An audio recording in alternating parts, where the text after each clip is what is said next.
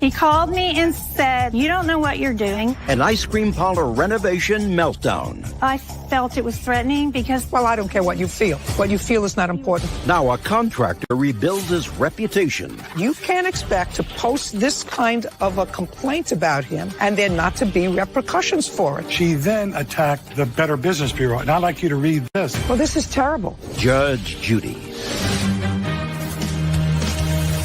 You are about to enter the courtroom of Judge Judith Scheindlin. This is Judge Judy. Contractor Joe Holland Sr. is suing Teresa Tish Ramsey for slander, libel, and defamation regarding the renovation of her ice cream shop. Order. All rise.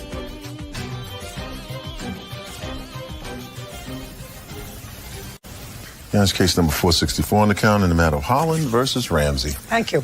Parties have been sworn in. You may be seated. Gentlemen, have a seat. Mr. Holland, your lawsuit is an interesting one. You're a contractor, and you had a contract to do some renovations in a business for the defendant. To supervise the renovation, yes, ma'am. Whatever it turned out, it didn't turn out well. And Miss Ramsey posted a negative review about your company that you want her to take down. Yes. Because she was dissatisfied. I assume that you advertise? Yes, ma'am. Well, if you advertise, you both welcome people to laud at your company and people to express their dissatisfaction. Yes. Unless it's malicious, which is hard level of proof for you to reach, would violate free speech. So you can't do that. So let's start out with the fact that you were renovating, I think it was an ice cream parlor. Yes, That's what I read. And you initially hired the plaintiff on what date? On January the 10th. How much did you pay him? $1,925 for general contractor services. Anything else? $1,750 for deposit for engineering and mechanical drawings and architectural drawings. Did he provide you with any architectural drawings? No, ma'am. Did you provide her with any We architectural? provided her design services. We never promised her an architect. Okay. Did you provide her with design services? Yes, ma'am, we did. Did he provide you with design services? No, Your Honor, I never Okay, received... let me see what you say you provided her.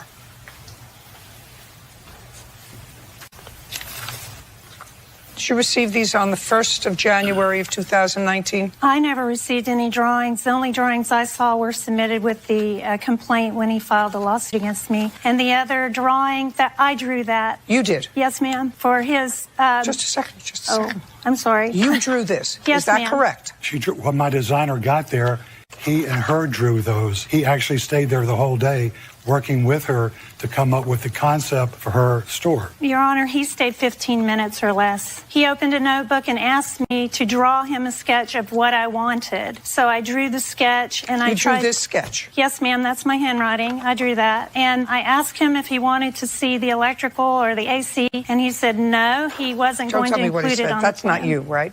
No. Okay, so you didn't draw this. No, so ma'am, the I only didn't. thing you drew was We this. transferred that to our CAD system. What is this? That's the design of her structure. She has a very small store, and we don't have the dimensions. Is this all that you sent to her? That's all we have Just a because she second. never gave us any information about the appliances. Mr. Holland. Yes, ma'am. Listen to my question. Yeah, that's all we Is said. this all you gave to her? So far. And for these plans, you were charging her $1,750. Well, for what were you charging her $1,750? For the engineering that hadn't even been done. We have to do. So you didn't do anything? We gave her a refund of those engineering fees. Okay. She's got So a complete just a refund of that. Okay. So you got a complete refund of the $1,750. Yes, Is that ma'am. correct? Oh, yes, ma'am. Yes, Would ma'am. be a yes. So why am I even bothering to deal with this? You got a complete refund on that. What you didn't get a refund on was the $1,925. Is that correct? Yes, Your Honor. How much time, Miss Ramsey, did Mr. Holland spend with you? First date. He came out when we called him. Date. Would have been the 8th of January. Okay, and that's when he looked at the project. That is when he consulted. When Yes, did ma'am. you see him again? 2 days later, he called me. 2 days later, he came to do what? To collect. He called me, and we Miss were. Miss Ramsey, I have other things to do today. Okay. On He the came 2 days I'm sorry. later. He came 2 days later. Yes, ma'am. Collected money. Yes, ma'am. Did he do anything other than collect money? No, ma'am. Fine. Did he ever go with you to any city agency? Yes, How many ma'am. times? Once. For how many hours? It was 30, 45 minutes. Okay. And he had someone come out to see you to sketch out what you wanted in the project. That's when you said someone came out and drew this sketch. Yes. That was in another time. So that was an employee of his. I assume That's either so. yes or no. Yes. How many hours, Mr. Holland, do you speculate within an hour or two About 20 that hours. you spent on this project Yes. after you made the initial quote to her? That is 20 hours.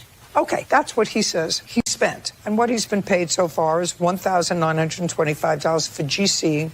You fired him. Yes, Your Honor. Now I'd like to see what you filed against him. But he's saying that he wants removal of false reviews, slander, libel, and defamation. I'd like to see what you posted.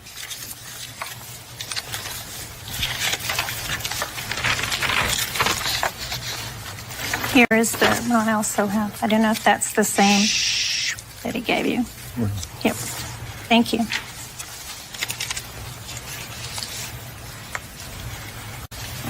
Okay, one of the things that you say here is that Mr. Holland tried to get you to use an unlicensed plumber to get the work done under the radar without pulling the proper permits. When we refused, he became verbally abusive, yelling, screaming, and sending a string of hateful text messages to myself and my husband. I would like to see the string of text messages that he sent to you.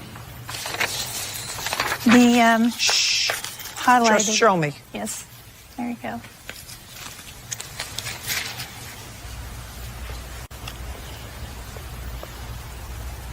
What is this? Please ask your landlady and confirm where the water cutoff is located for your space and when we can schedule to cut it off for several hours to connect our water lines. What's hateful about that? No, that is where it started. That is how it started. Shh. I said I want to see the hateful. There isn't any. I want. Yeah. Just a second. Give her a pen, please, Bird. Okay. Thank you. I want you to show me a string of hateful text messages to myself and my husband. Circle it. Say nothing.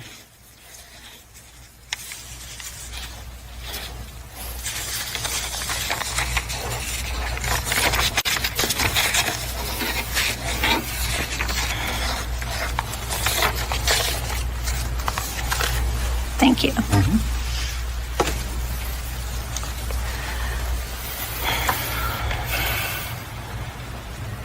Just a second. This says I will protect my reputation and will get the real issue here. Is that after you posted this? No, ma'am, that was before. Okay, what was the date that you posted this? I don't know the date, Your Honor, whatever the date is on there. I guess it would have been... Doesn't say what the date is. What was the date of this? 18th of January. And she gave me 10 days to give her money back, but she had already filed a complaint before Just the a 10 second. days expired. This isn't a threatening email at all. It's not a threatening note. This isn't a threatening one either. In your genius business background, did you ever investigate the traffic and foot count in front of your property? He's angry. You filed complaints. So he's saying to you, you know, you're a genius. I've saved all the texts, including the one about the Eustace permit person from your wife. Time to have a meeting. Thank you for taking ownership of your company. It makes process serving easier. Do I look like a man that you can threaten to get your way? And I will cave into your extorted demands if you only knew what legal perils are in front of you with your false, I assume it says claims some here someplace. You guys have character challenges. Nothing in there is threatening. You may not like it, but it's not threatening. Certainly nothing as nasty as this. What did you mean, sir, when you said you just wanted to shoot me to get out of your lease? When I first met her on the 7th of January, she reiterated several times, I can get out of this lease if this doesn't work out for me. And she wanted a budgetary number for what it would cost to build a ice cream restaurant on that location. So I didn't give her a bid, I gave her a budget. She said, well, I can't afford that, so I left. Later, we got together and they said, is there any way we can do this a lot cheaper? And I said, yes. You can hire me as your contractor of record. You can do the work yourself. You can subcontract yourself. You can buy the materials yourself. And you can buy some of the equipment used. And I gave her a list of places she can get my discount. And she was so thankful. She said, well, that saved me a lot of money. I said, yes, because that way I don't have to mark up the subcontract fees. And that's how we started the process. So the 1925 was to GC the project? Yes, ma'am. Okay. Your version. Listen to me. Your version. So far, you've handed me a bunch of drivel, and nothing that he said to you is threatening or malicious. So that's a lie in your complaint about him. That's a lie in your complaint. I don't see anything threatening in any of those messages. Well, Your Honor, what I felt it was threatening because... Well, I don't care what you feel. What you feel is not important. What a reasonable person looking at these things said that this is a reasonable business dispute, and he's saying to you, you're threatening me to get back my money, and I'm going to sue you. And what you tried to do is you tried to get out of a lease because you realized that you were making a big mistake with this ice cream parlor that you wanted to build, and whatever. That's what he believed. Whether it was true or not, I don't know. But certainly there's nothing in here that's threatening. So that part of this is a fib. Now, you don't have with you today, I assume, this is not the city official. No, this is my husband. Right. And it says after we fired him, this contractor went to the official in our city with malicious intent and verbally slandered us. So you don't have that witness here. I do not have that witness here. Okay. And this is not true, that he kept $2,000 from our small business startup. That's a lie. $1,950? Yeah, Yes. $1,925. $950. No, show me $950. It says $1,925. If you say it's $1,950, it's certainly not $2,000. That's also not true. I'm going to let you finish your story. He just gave me his story. Okay. He said, I'll GC project, you hire your own subs. That's built enough so that I know what that is. Go. Judge Judy continues in a moment. Called again at lunch and hung up on me, got mad and No. hung up on me. No. That doesn't make sense, madam. What you just said to me doesn't make sense. He called you and he hung up on you, and he called you again. That you had conversations. We did. He called you and said...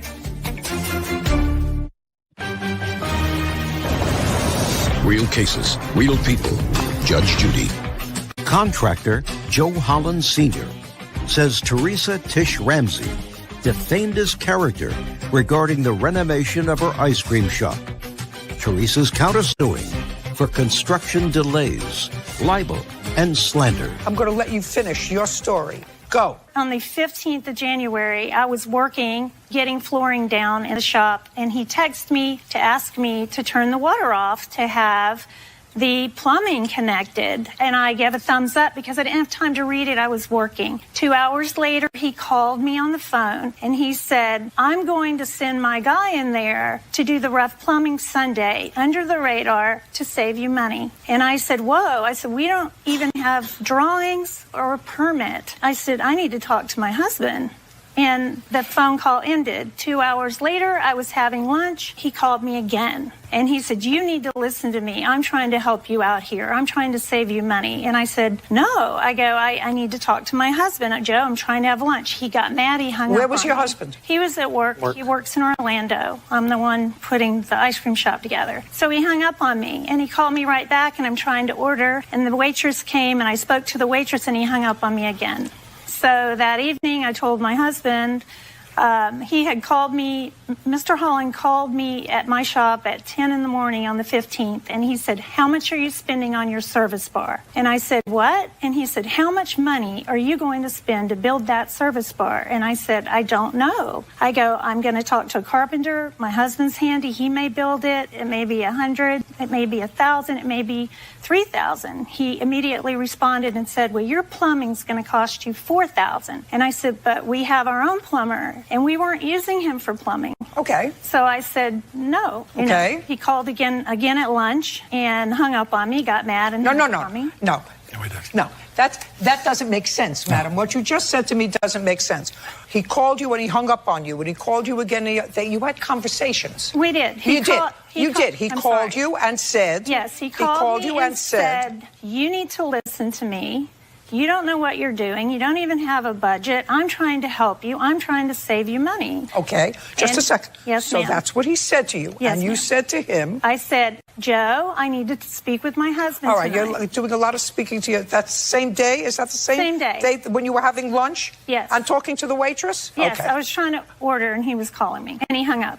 So he said, I have to talk to my husband. You Yes. already told me that story. Yes. So that when my husband came home, I said, Mr. Holland's been calling me, yelling at me all day. I said, can you call him in the morning? I can't. Just a second. I got it. Judge Judy continues in a moment. When the Better Business Bureau would not file her complaint, she then attacked the Better Business Bureau, and I'd like you to read this. This is very important. You know, Your Honor, the Better Business Bureau posted my complaint and then they removed it. Well, this is terrible. Real cases, real people. Judge Judy. Contractor Joe Holland Sr. claims former client Teresa Tish Ramsey defamed his character online. Now, I have picked two things in here that are inaccurate, and she cannot justify the third, which is that you went maliciously to a city official, because she has no city official here. Well, he put it in his own complaint, Your Honor. He said I played a voicemail for the city official. That's okay. I'm sorry. He posted all over Facebook that he went there. Fine. That's not maliciously. Do you think that you can malign somebody and they don't have the opportunity to respond in kind by doing something that's legal, by going to a city builder and said these people are going to build and they're going to use an illegal plumber?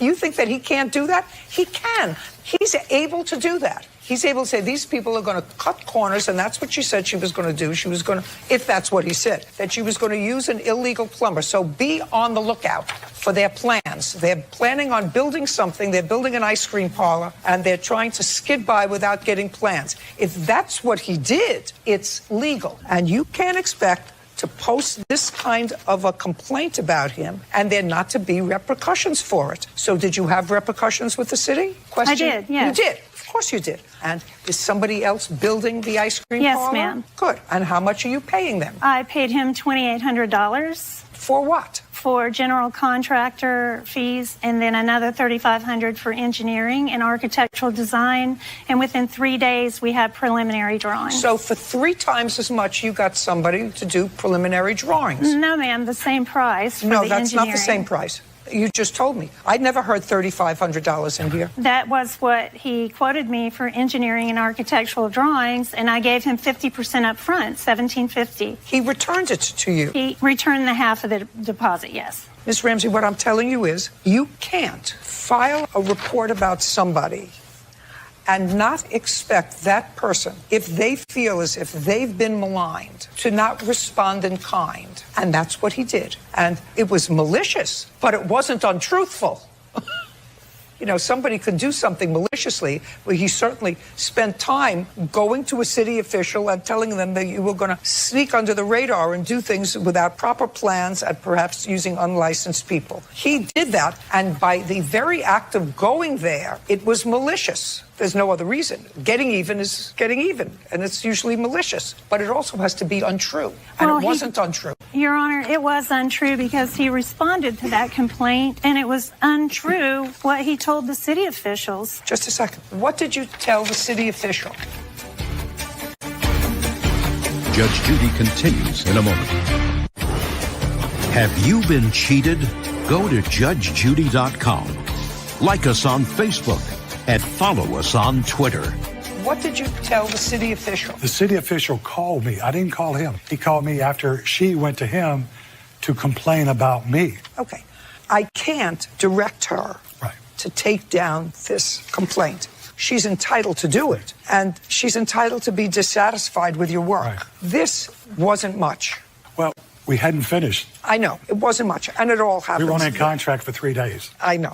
It wasn't a good fit. When the Better Business Bureau would not file her complaint because it wasn't credible, she then attacked the Better Business Bureau. And I'd like you to read this. This is very important. Your Honor, the Better Business Bureau posted my complaint. They took it down because he filed litigation against me. They posted it, and then they removed it. Well, this is terrible. Leaving me voiceless concerning a business that stole $2,000 from our small business. Right. Yes, Your Honor. I feel like he stole $1,950 from us. Judgment for the plaintiff in the amount of $2,500. Your counterclaim's dismissed. We're done. Why is our excuse? Step out. Judge Judy continues in a moment. And on the next Judge Judy. I was harassed by phone calls, text messages, She didn't have the money to do what she wanted, him wanting to get another $4,000 money up front from us. and she wanted a contractor to verify you cannot do this on this space. He yelled and screamed at us on the phone, hung up on us, wouldn't let us have a civil conversation. It was, The space itself was not adequate for what she wanted. yeah, it was bad. And she really wanted out of the lease. Just do your research before you commit to working with someone. It's probably time for me to teach somebody else how to do this thing. And now, the next case. All parties in the matter of Dunn versus Cal.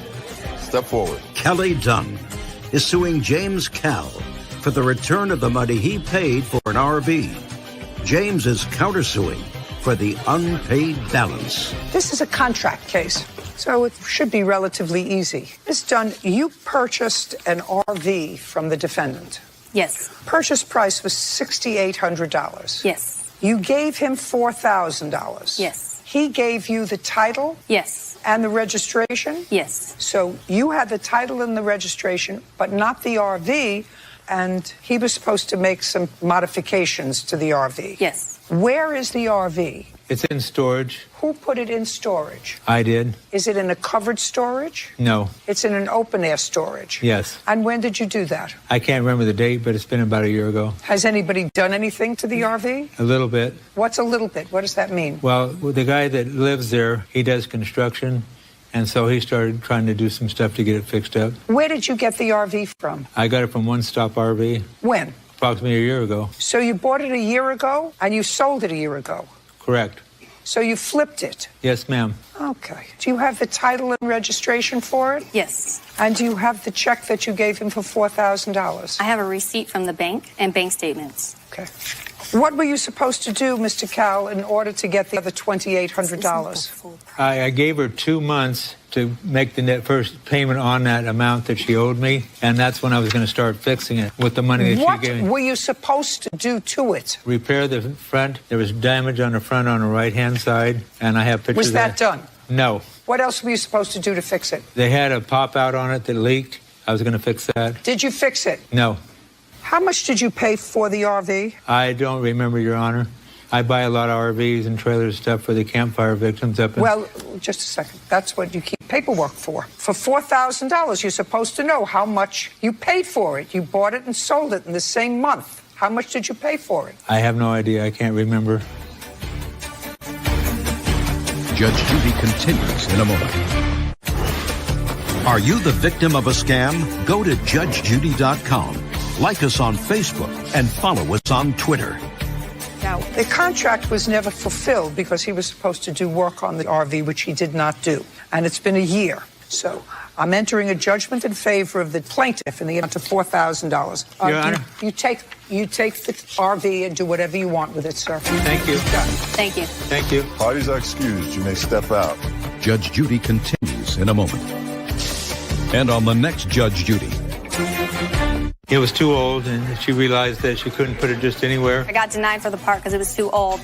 And then I said I wanted my money back. So she understood that And in our agreement, he had a buyback. He said he'll buy it back full price. So I said I want my money back. she had it. She couldn't just put it anywhere she wants it. He said he paid me $500 a month. And I'm like, no, I paid you $4,000 at one time. Like, I want it all back. Because she still owed me money And then he quit responding to me, and he wouldn't tell me where the RV was, for the repairs. even though the title and registration was in my name. This gal is totally awesome. And we had a good friendship, and that's why I'm so irritated that he didn't pay me back. I still love her. Still care about her. And I gave him a second chance in December. I gave him a repayment agreement, and he never sent it back with any money. So here we are.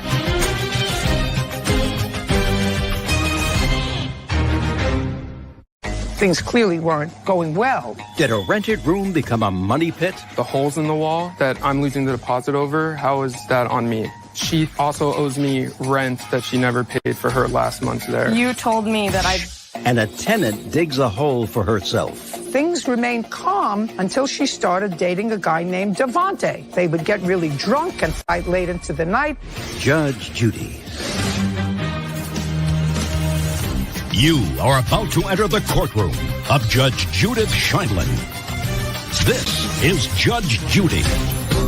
Matthew Schwartz is suing his former roommate, 22-year-old Joanna Grunnis, for breaking a lease and damaging their apartment. Order. All rise.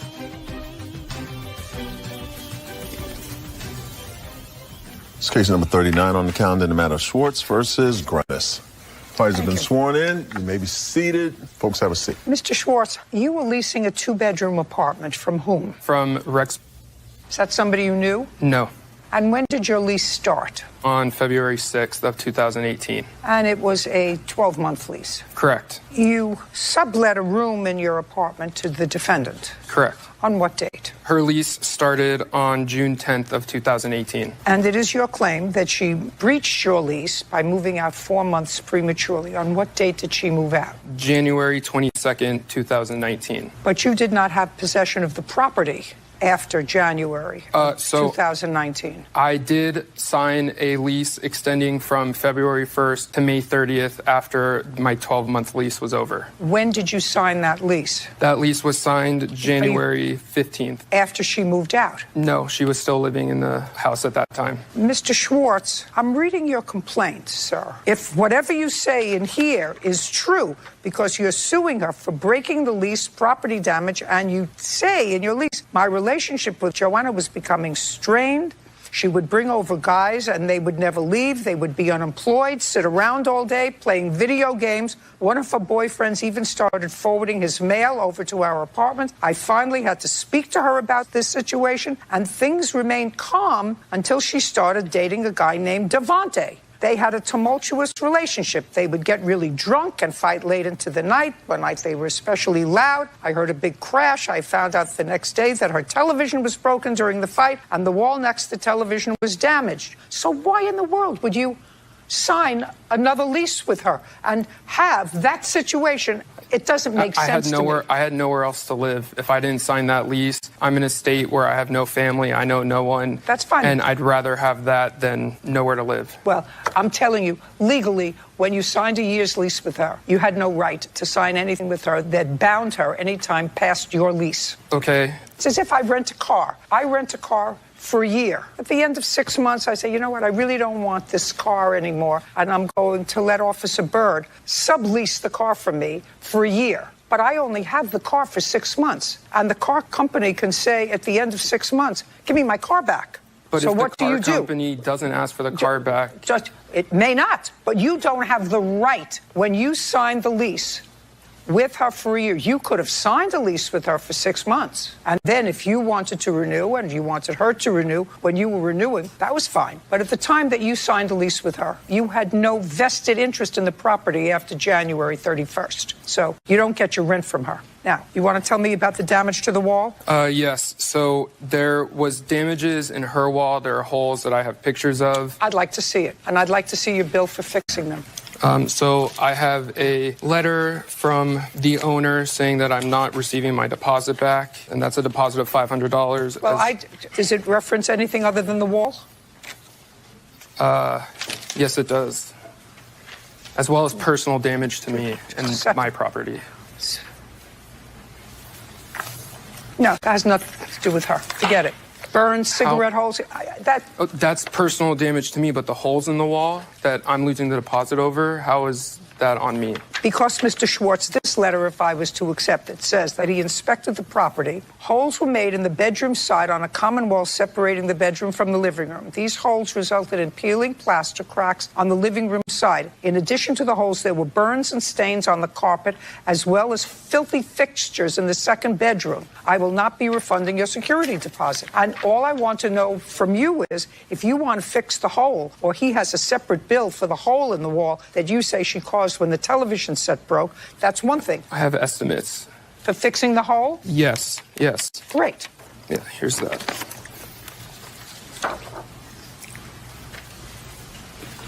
How much security deposit did you give him? I gave him $400 over a span of the 8 months that I was there. You have proof of that because he's raising his hand. Yes, I have. I'd like to see.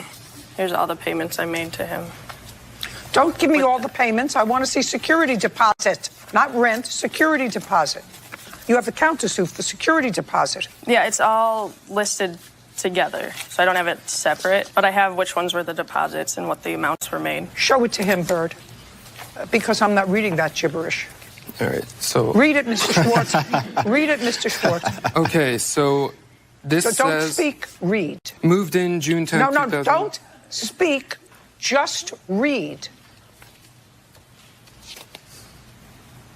I don't see anything here saying that she paid $400 of a deposit. How much did she, how much? She paid me $250 of her $400 deposit. Okay, fine. So she paid you $250 of a $400. Let's take that. So far, this says that the estimate to fix the plaster, if I believe that the television caused that damage, was $40 to repair the crack and $88. That's $128, which means that you still owe her $132 back of her security deposit. But she also owes me rent that she never paid for her last month there. You told me that When did you move out? I moved out on January 22nd, 2019. Did you pay January's rent? No, I did not, because he had texted me and said if I moved out by the 31st, I would not have to pay my last I'd like month's to see rent. the text.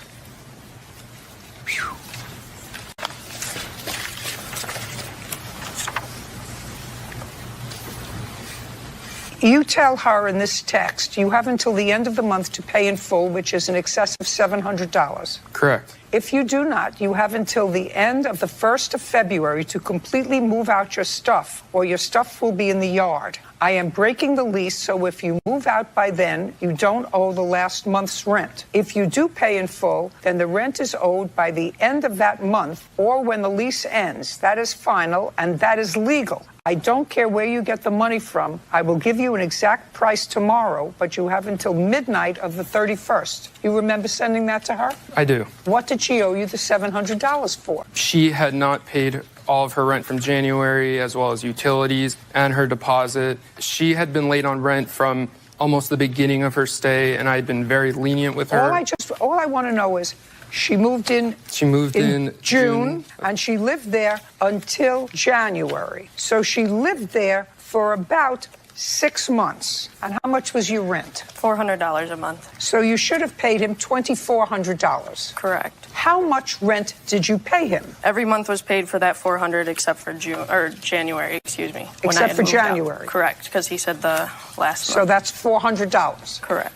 Yeah, okay. $400. But you get credit for $132 because that's your security deposit. 8, 7, 2. $278 so far. That's what I have for you. What do you want, Mr. Schwartz? I have notes that I was taking as she was paying me in cash for how much she owed me as of when, stating that she owed me $530. I don't care what you say she owed you. If she paid you for every month with the exception of January, because that's what you say in your text. Sorry, she hadn't finished paying for December. My apologies. You owed him $2,400 for the time that you lived there.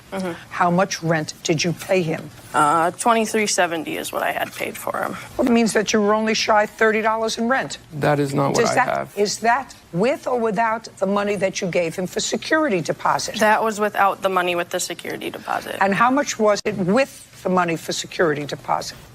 $27.60. All those numbers don't make up. Actually, that would indicate that you paid him $380 in security deposit. He says you paid him $450. I really don't know. All I know is you have a counterclaim to get your security deposit back. Correct. That you're not getting back, okay? And then because you still owe him money. And the difference between what you owe him and your security deposit is $278. Judgment for the plaintiff. I have the counterclaim for my insulin that I had left there as well. We're done.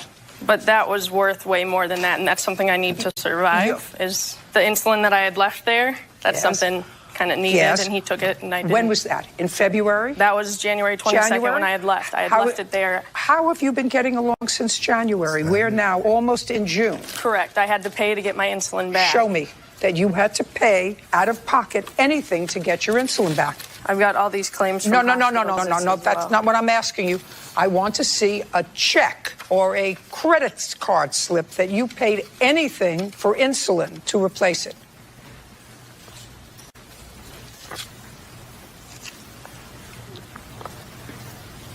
So you paid like $25. No. That's what it says. Patient paid amount.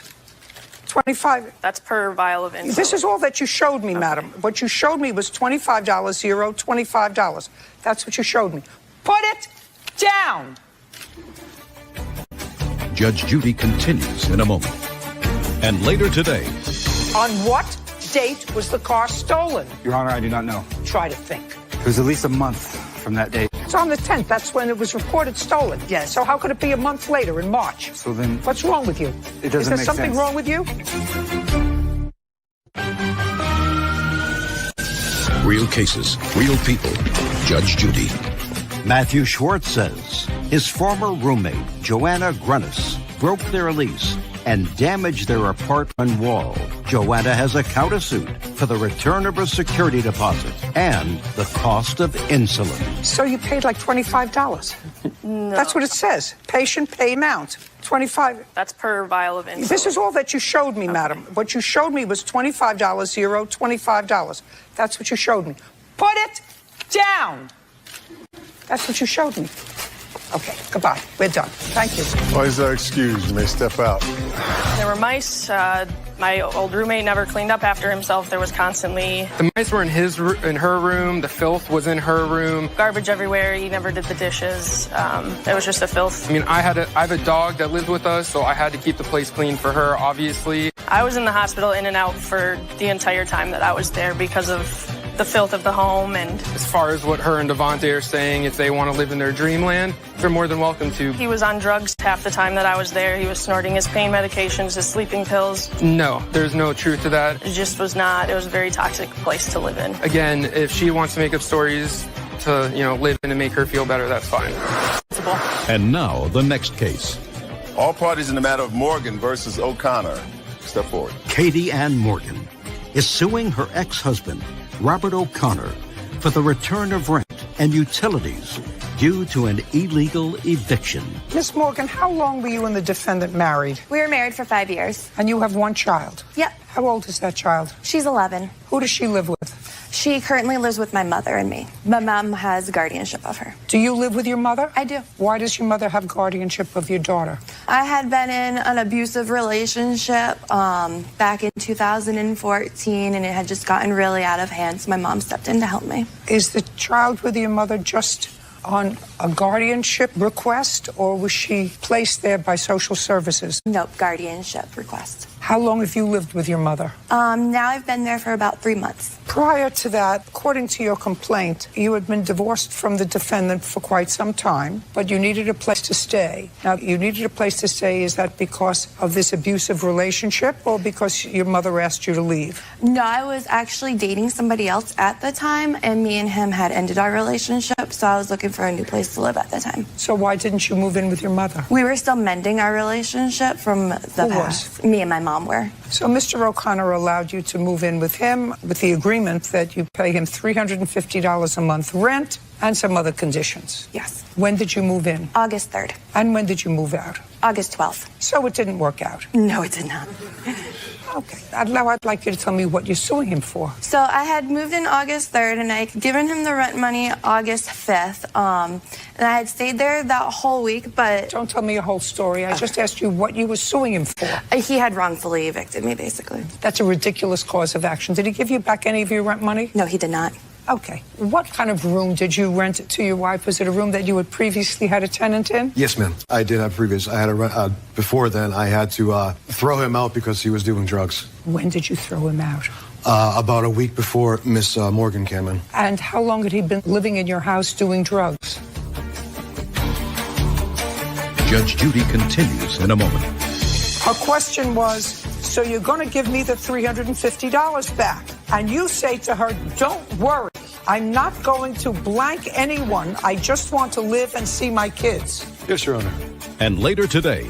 Tell me about what you had just before I throw everybody out, her and you. Tell me about you were living with your mom and you had some pain in your mouth? Yes, that's not true. Real cases, real people. Judge Judy.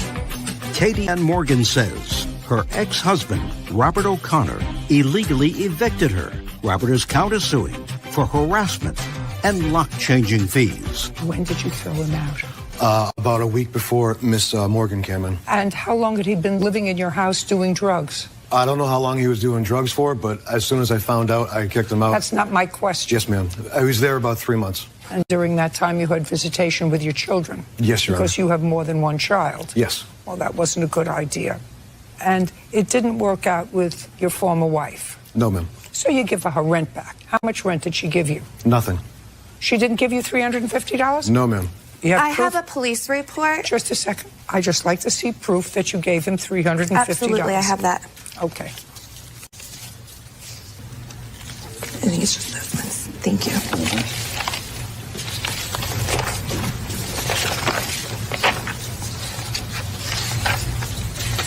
She paid you $350. No, Your Honor. I never received any payment from her. Show this to him. I also have my bank statement of the day I took the money out. I don't see anything stating that I received any money from her. Did you answer her? Yes, Your Honor. Just a second. Did you answer her when she said, as long as I'm going to get my money back? Is there anywhere that you say to her, what money? You didn't give me any money. I don't know what money you're talking about. Not on Mr. this. O'Connor? No, not on this, Your Honor. Well, I'll look to see what you have to show me. Okay. Somebody said, as long as I get my money back, common sense would be, what money are you talking about? You didn't give me any money. At that point in time, Your Honor, when I responded and wrote what I wrote, it was because I was being harassed, and I wanted the harassment to stop. $300, unless you have something to the contrary. I do, Your Honor. I'd like to take a look at it. Her question was, so you're going to give me the $350 back? And you say to her, don't worry. I'm not going to blank anyone. I just want to live and see my kids. Yes, Your Honor. That was your response. Okay. Show me. Show me. I'm open, but I'm busy and I'm old. Unfortunately, I don't have anything on me that... Did you give him back his key? No, I don't have Okay, the key. that's his counterclaim. He wants his lock fees and harassment he doesn't get. So instead of getting $350, you're going to get $300. Your counterclaim is dismissed. We're done with this case. Goodbye. Your Honor, Good luck. I have some proof showing my harassment and everything like that as well. Goodbye. Good luck. Have a happy life. Parties are excused. You may step up. We wanted to get back together. I wasn't having it. I think it's completely unfair. I'm a single mom working very hard. I can't just throw money out the window. I do owe money in child support. I don't owe as much as they're claiming. I was getting mad that I wanted my money back, so I just kind of got heated. It painted the real picture of who Miss Morgan is. And now the next case. All parties in the matter of Dowdell versus Rogers. Step forward. Shannon Dowdell is suing fashion designer Gayla Rogers for a refund of her fee to make a wedding dress and punitive damages. Miss Dowdell, you were getting married and someone referred you to the defendant to make your wedding dress. Yes. She did, in fact, make a wedding dress for you. You were not satisfied with it. Not only do you want your money back, but you want the money that you spent on a new wedding dress and all kinds of money for emotional distress. Yes. Miss Rogers has a silly counterclaim. Her counterclaim says that she spent many more hours than she originally thought she was going to spend because she wants to be compensated for that. Is that your counterclaim? Yes. All right. That's it. How much did you originally quote the plaintiff to make her wedding dress? $350. And she would purchase the material. Correct. Is that correct? That is correct. When was the wedding? June 24th, 2018. Did you get married? I did. And did you have a good time? I had an absolutely fabulous time. And you did not wear the dress that the defendant made for you? I did not. And you paid her the $350? I actually paid her $365 total. And you ended up buying a new dress because you didn't like the way this dress came out? Completely hideous. Just a second. You Yes. didn't like the way... Correct. And you bought a new dress, and how much did you spend on the new dress? $1,500. There's a big difference between a $1,500 dress and a $300 dress. Well, she came to me very highly recommended, but... I don't care yes. whether she came to you highly recommended. I don't care if she was the Pope. There's a big difference between a $300 dress and a $1,500 dress.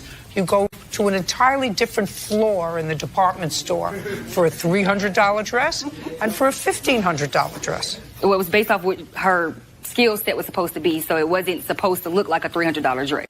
It was because somebody referred me to her. You wanted a $1,500 dress for $300. No, so the person that's in effect what you're saying to me, Ms. Dowdell. What you ultimately chose was not another $300 dress. Right. You ultimately chose a $1,500 dress that well, made that you was because happy. it was last minute. I mean, I had no choice. It was a month before my wedding. You always have choice. You know what I could do in a month? I can't tell you what I could do in a month.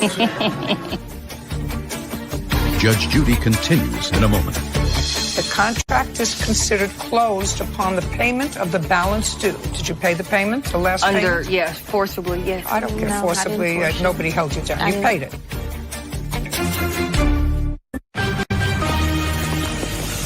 Real cases, real people. Judge Judy. Shannon Dowdell says fashion designer Gayla Rogers did not deliver on the wedding dress she hired her to make. Gayla's countersuing for unpaid work, lost wages, and punitive damages. Okay, the month is not last minute. Well, I mean, unfortunately, time was not on my side. So had I had time to order a dress, wait for it to come, see if it fit, have alterations done, then yes, I probably could have come out cheaper. But months before my wedding, when somebody guaranteed me they could do something and they didn't produce. Nobody can guarantee you what they can do to satisfy you. Is that the dress? This is what she produced, but I will show you what she said that she could do. It's a grave difference in what she stated she could do, what she produced, and then what I was able to actually wear. Let me ask you this question. Yes. So that this is a contract. Correct. You're suing on a contract. You didn't have a written contract, I assume. Yes. I'd like to see the written contract that you had. I have the original. I'd like to see it. This is also the original because it's a carbon copy, so it's the original. No, I mean original that was written on.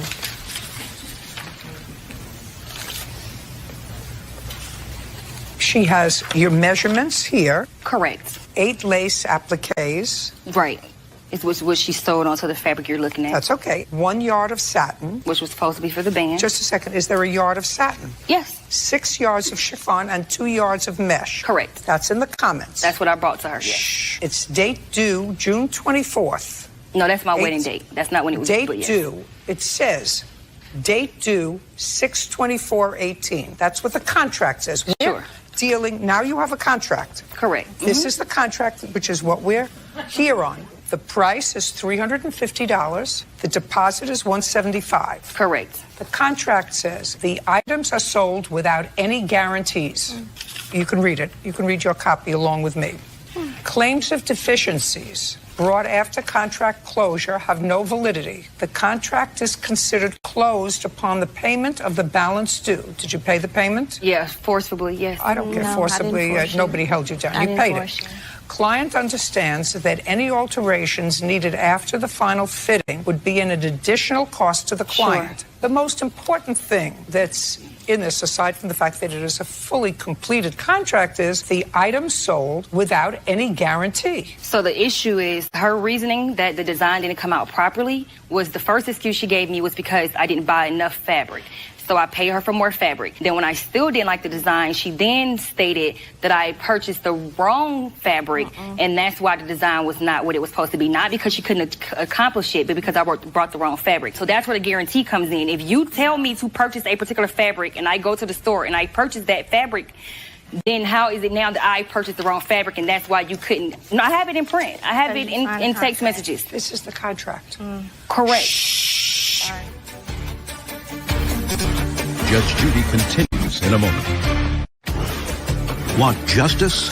Go to judgejudy.com. Like us on Facebook and follow us on Twitter. You didn't like the end result. It's a wedding dress. But it's nothing, Judge, could you please hold this up? If you look at this, it's nothing like it. I mean, literally, the fabric, if you look at this, it's thin. If you take a look at the picture that I gave her that she said that she could do with no problems, and then you look at this, it's nothing alike. This is thin. You could like literally my butt would have been showing through this if I wore this to my wedding. This looks nothing like the picture she said in text messages that she could achieve. Listen to me carefully. This is your contract. It says cross-body bodysuit. And I was even reasonable. Since she did the bodysuit. That's the cross-body bodysuit. I was trying to be reasonable. I said, you can give me half my money back because I will still use your bodysuit. So she left me with no choice a month before my wedding to scramble to have to borrow money to go and buy another dress. Anything else? Anything else? The counterclaim is for the extra work I did. When she first came, yes. Exactly. Did you just a second. Okay. Did you send her a bill for the extra work? No. We're done.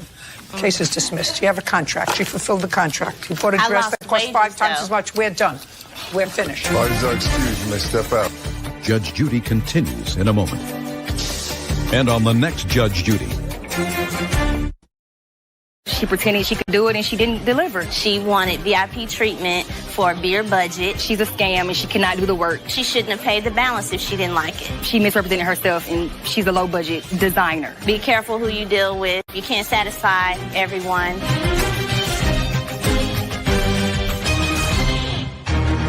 And now, the next case. All parties in the matter of Garceau versus Marrero Buckley. Step forward. Michelle Garceau is suing the father of her child, Brian Buckley, and his girlfriend, Lisa Marrero, for unpaid credit card charges. Miss Garceau, you and Mr. Buckley have a child together. That's correct. How old is that child? He's 6 years old. And who does he live with? He lives with me. Has he always lived with you? Yes. Okay. And this is your current girlfriend? Yes. There came a time, Miss Garceau, when I gather you and your son did not have a place to live. That's incorrect. Tell me why you moved in with Miss Marrero and Mr. Buckley. I've never lived with either one of the defendants. Did you ever stay with them? I stayed there on Christmas Day and the following day for 2 nights because I was sick for a week prior. So he was helping out with our son, and Miss Marrero is a nurse, so she was making sure I was okay. But you had your own residence? Yes, I had my own home in Torrington. Okay. Is it your claim that the plaintiff lived with you? Correct. From when to when? She actually called, had been assaulted by the man she was living with. She needed a place to stay. Received that call after Thanksgiving, so after Thanksgiving until roughly beginning of February. And that doesn't sound remotely familiar to you? It's not correct at all, Your Honor. Judge Judy continues in a moment. I want you to tell me how they got possession of your credit card. Lisa expressed that she was having financial issues. That's not true. Don't answer her. When you use somebody else's money, don't interfere with them when they're telling the story. I can tell you what it's for them. I don't care what it's for. Why are you using somebody else's money?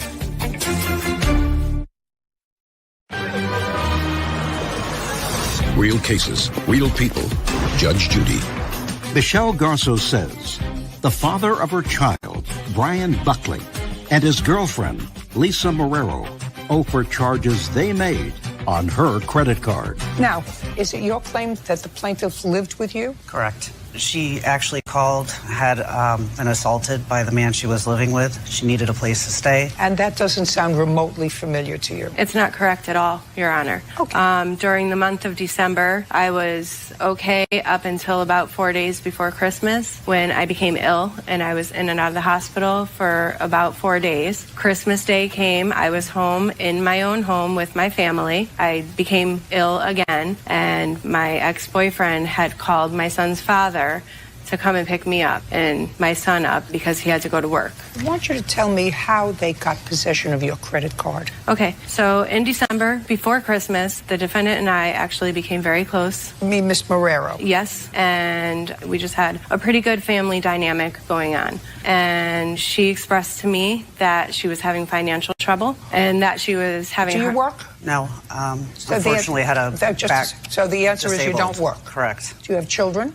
I do. How many? I have 2, one that lives with me. She's 26. So you have no minor children? No, but Brian's daughter lives with us. She's 7. You have custody of one child? Yes. From what relationship? Relationship with another woman. Were you working during Christmas? No, I was not. Why not? I was looking for work, in the middle of looking for work. How was your family supporting itself? My girlfriend was helping me out. And how was she helping you out? She wasn't working. I have an income. She has an income. She has a fixed income. Because I'm disabled. So you get disability? Correct. And workers' comp. How much do you get? About $3,000 a month. How long have you been getting the $3,000 a month? The disability started 2 years ago, and workers' comp was 3 years ago. Okay, keep going. Your Honor, it was her claim to me that she brings in $7,000 a month. I don't want to hear. Okay. Getting back to the credit card, Lisa expressed that she was having financial issues and she was upset that she wasn't going to be able to purchase Christmas gifts for the kids. So we had a good relationship. I agreed to let her use one of my credit cards that had a 0 balance. There was a $5,500 limit on the card. She was supposed to use it for Christmas gifts exclusively, okay? That's not true. Don't answer her. When you use somebody else's money, don't interfere with them when they're telling the story. I can tell you what it's for them when you're ready. I don't care what it's for. Why are you using somebody else's money? Judge Judy continues in a moment. I want to see any text message that suggests that this credit card bill that you racked up on her credit card was in lieu of rent. Say nothing, show me the text. Say nothing, show me the text. Real cases, real people. Judge Judy. Michelle Garceau says the father of her child, Brian Buckley, and his girlfriend, Lisa Marrero, owe for charges they made on her credit card. Now, when you use somebody else's money, don't interfere with them when they're telling the story. I can tell you what it's for them when you're ready. I don't care what it's for. Why are you using somebody else's money? Why? Because she was staying with us. And that's what I'm saying. She said she was sick. She wasn't sick. She was having panic attacks from this incident that she claims didn't happen. So she lived with me for 2 months. This is what she gave us in lieu of rent. Just a second. Is what you're telling me because you racked up on the credit card that she gave you over $5,000. And now you say she lived with you for 2 months. Is what you're telling me she couldn't have found another place to live for less than $2,500 a month? That is correct. Nobody else would have her. What? For less Nobody else would have her. No, for less than $2,500 a month? Yes. You're outrageous. I'm just telling you. That's what you asked. And it wasn't. Who takes care of the 7-year-old? We both do. We both do. Don't you work? Ever? Yes, I do. Just a second. How long have you been a couple? 2.5 years. So, Miss Marrero was working when you met? No, she wasn't. She had just been injured about a few months prior. And your daughter was then 5? Yes. Now she's 7? Yes. And you both took care of her? Yes. That's pretty active. What's the nature of the disability for which you get disability? I permanently injured my back while nursing. Your back? You drive a car? Do you have a driver's license? I have a driver's license. Yes, I do. I do. I'm just asking you questions. You have a driver's license? I do. Okay. Can I see the credit card bill? It's December. This was the first bill showing all of their charges. All of them.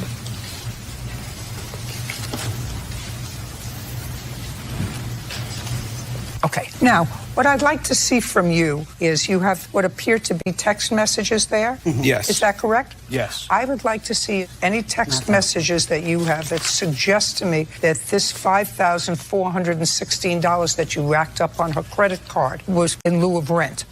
Let me repeat again. I want to see any text message that you have from her that suggests that this credit card bill that you racked up on her credit card was, as Miss Marrero says, in lieu of rent. Say nothing, show me the text. Say nothing, show me the text. Judge Judy continues in a moment. Are you the victim of a scam? Go to judgejudy.com. Like us on Facebook and follow us on Twitter. I want to see any text message that you have from her that suggests that this credit card bill that you racked up on her credit card was, as Miss Marrero says, in lieu of rent. Say nothing, show me the text. Say nothing, show me the text. I have no text. You have a lot of things in front of you. I absolutely do. Show me one of those things that suggests that there was an agreement that that credit card was to be used in lieu of rent. Show me. Don't say anything. Hand it to Officer Bird. I have nothing that says it was an agreement in lieu of rent. This whole thing was based off of a verbal agreement. Judgment for the plaintiff in the amount of $5,000. We're done. Perfect. Parties are excused. You may step out. Judge Judy continues in a moment. And on the next Judge Judy. I believe that if somebody borrows money from you, they should pay it back. She did live with us. She needed a place to go. It's completely incorrect. They were just looking for an excuse to not pay the money that they owed. She was not working, and so in order for... I never lived with them, so I didn't need to pay rent. I paid my own rent. To be compensated, she let us use the credit card in lieu of rent. Other than that, I have nothing to say to the other defendant. Find your own life.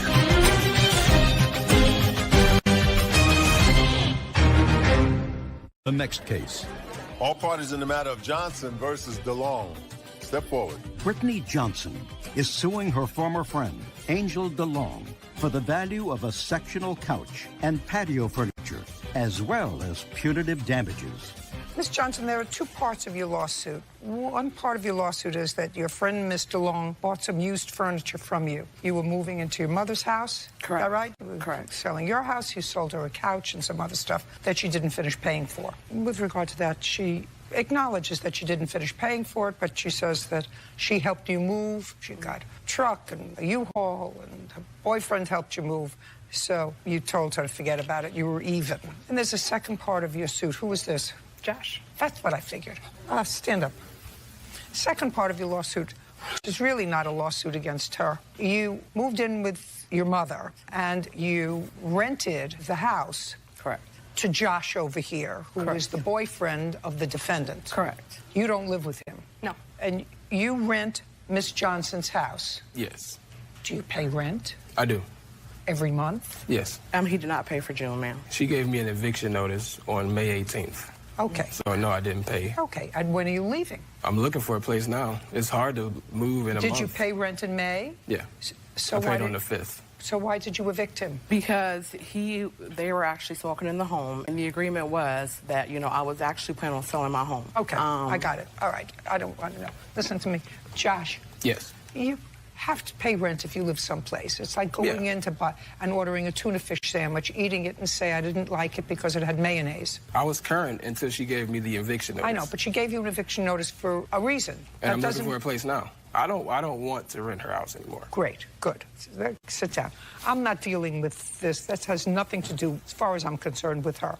The only thing I'm entertaining is the furniture. Okay, you bought the furniture for how much money? We agreed on $800 in January. Okay, and what did you purchase? A couch? It was a sectional. Okay, and what else? That was it, just a sectional. And how much did you give her? I didn't give her anything. And you took possession of it? Yes. Okay, and? And we agreed that if I helped her move, I paid for the U-Haul, got my brother's truck, as well as got help from Josh to move her, that we would call it even with the couch. Okay, so how many days was the U-Haul rented for? I rented the U-Haul for 1 day. How much was it? $54.74. Which I gave her money back for that, Your Honor. Did you? I did. Yeah, the agreement was, because I actually had to work until 7, and the U-Haul place actually closes at 6. So the agreement was for her to rent the U-Haul, and then I would just give her the money, when we came back. And she actually offered to help me move, to help Josh move in faster, because his previous living situation had changed, and he actually had to be out. How did it change? Because the landlord at his previous home was not paying the mortgage, so it was going under foreclosure, and she actually got the water turned off. So they were living with no water. Who's the they? Him and his brother. Not true. That's not true. We had water. I don't know what she's talking about. Well, Angel told me they didn't have water. So. Stand. Judge Judy continues in a moment. Ma'am, that's not my text messages. Like, I can put your phone number in my phone and put Angel's name as a contact She didn't write and have you send messages. Listen to me. I know that you can do that, but this came from you.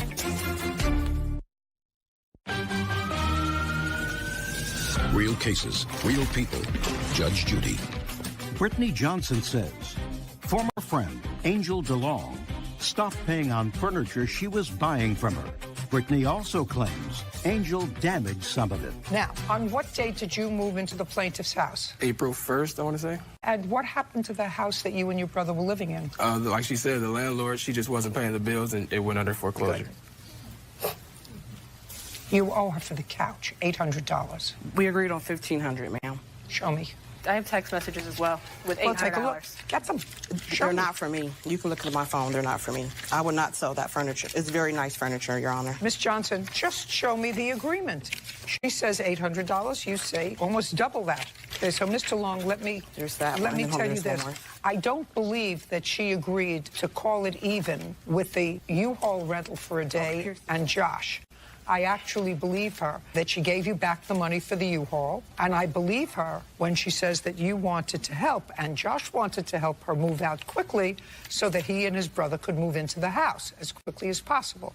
So I don't believe you. Now, starting with the fact that I have determined that I don't believe you, that you didn't give me a truthful answer, I want you to make sure that what I'm going to look at here says that she agreed to sell you the couch for $800, okay? Yes.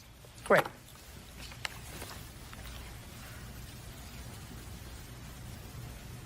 Okay, now I got it. So so, it was sort of halfway in between. You originally wanted $1,500 for the couch. And then you agreed to take $8. No, that did not come from my phone. And then you had a kerfuffle, probably because of Josh, and you said to her, you want to turn into a phony, nasty name. I'll show you two can play that game. I want $1,500 for my couch like I had originally wanted, and Josh can get out of my house. I did this as a favor for you, and now him and his brother. Ma'am, that did not come from my phone. The evidence that I showed you, that was just a couple. That was a couple. That came from your phone. Ma'am, so she could have put any number on there. Do you understand what I'm saying? Like, just because it says Brittany doesn't mean that's not my number. I've never mentioned $800. The evidence that I showed you with the agreement that was actually just a couple weeks ago. Listen to me. I said you came up with a different figure that had to do with something else, whether it was carpet or something else, but you had an original figure. Oh, yeah, you did. Judge Judy continues in a moment. Have you been cheated? Go to judgejudy.com. Like us on Facebook and follow us on Twitter.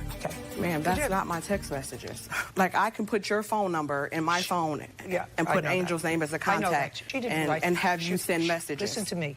I know that you can do that, but this came from you. It did not come from me. Who else moved you? It was me, Angel, my mom, and then one of my uncle's girlfriends. What about him?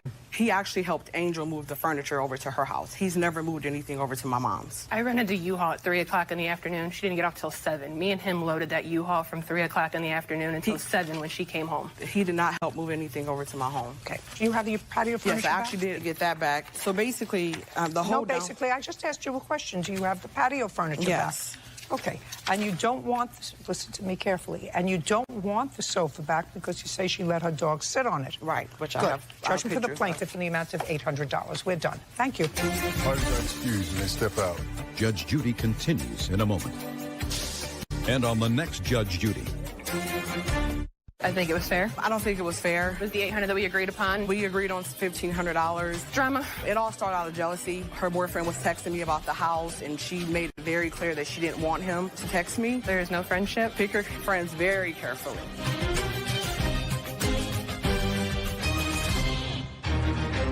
For me. And now the next case. All parties in the matter, Gibbs versus Gonzalez. Step forward. Misty Gibbs is suing her former friend, Jasmine Gonzalez, for an unpaid loan to help pay for her cousin's quinceanera. Ms. Gibbs, you claim a loan to the defendant who was a friend of yours, the amount of $1,200. What was the loan for? Her cousin was having a quinceañera and they needed help paying for the hall. What is that? A quinceañera, it's like a sweet 16, but it's when you're 15. It's more of like in a Hispanic culture thing. When you're 15, it's for the girls. It's like you're becoming a woman type thing. And tell me why you made this loan to her. So she called me when I was at work. When? On October 12th. So she called me and we were talking for a little bit. I had already been invited to the quinceañera, and for quinceañeras, usually have people called madrinas and padrinos, and so they're people that like sponsor. So it's not just the parents paying for everything. So you have a lot of people that are helping pay for the whole event. So she told me that the person that was sponsoring the hall had backed out. And so in order to have the thing go on, because invitations already went out and all this other stuff, that she was going to step in and help with the hall. And could I please loan her the $1,200? She was going to, for her own daughter? For her cousin. For her cousin? Yes. This was for your cousin? Yes, ma'am. I want you to tell me about this conversation that you had with her. This wasn't for a child of yours. This is for a cousin. Correct. Well, what did you get involved with paying for the hall about? Well, I had already contributed towards the quinceañera. How much did you contribute? About $2,500. Well, why would you call her? Well, I called her to see if she wanted to contribute some money towards the quinceañera. Why would she want to do that? Well, because she's been part of the family for 20 plus years, and she lived with me before, and she's more than a family. She's like a sister to me. And at the time, why did the child's mother because contribute? she had the person that was contributing towards the hall, some people had backed out on her. So why didn't she take a loan? I don't think she could afford to get a loan out since she was already like paying for other things for the quinceañera. So that's why she asked since we already asked every family member who wanted to contribute that had already participated in contributing, they couldn't contribute anymore. So then she said if we can ask our close friends. And so I just called her since she was one of my closest. And what did you say? You said somebody backed out. Could you what? Contribute towards the quinceañera. And what did she say? Yes. She was happy to do it because she's known the family for a long time. She was happy to do it. She would have done it before. Well, because she wasn't asked before until the incident happened where the person backed out. How many people did you call? 2. What's the other person's name that you called? I called my boyfriend, but he couldn't do it. Why? Because he has other things to pay, like the mortgage and stuff, I rent. And what about her? I wasn't thinking of all that when I asked her if she wanted to contribute. You were just thinking about your cousin's birthday party. Correct. Oh, that's ridiculous. Judge Judy continues in a moment. She looked at everything and she's like, oh, this is really extravagant. She goes, if they're going to have something extravagant, why don't they have the funds to do it? And I asked her, if you don't like it, you can leave. First of all, you're a sweetheart. And later today, why would a second-year law student think that there wasn't some risk in giving his friend $10,000 for a 50% return in 3 months? Because he told me he could personally guarantee that investment. That's false. That's ridiculous. real cases, real people. Judge Judy. Misty Gibbs says her former friend, Jasmine Gonzalez, owes for a loan to help pay for her cousin's quinceañera.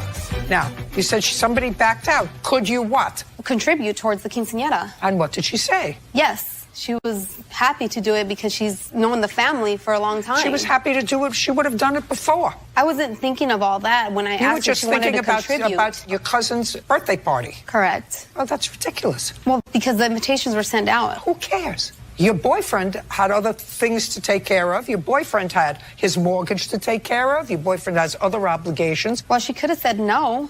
I could have. She could have said no, and she could have said, no, I can't contribute, but she decided to contribute. When did she ask you for the money back? After the quinceañera, but I told her she contributed. No. Listen to me.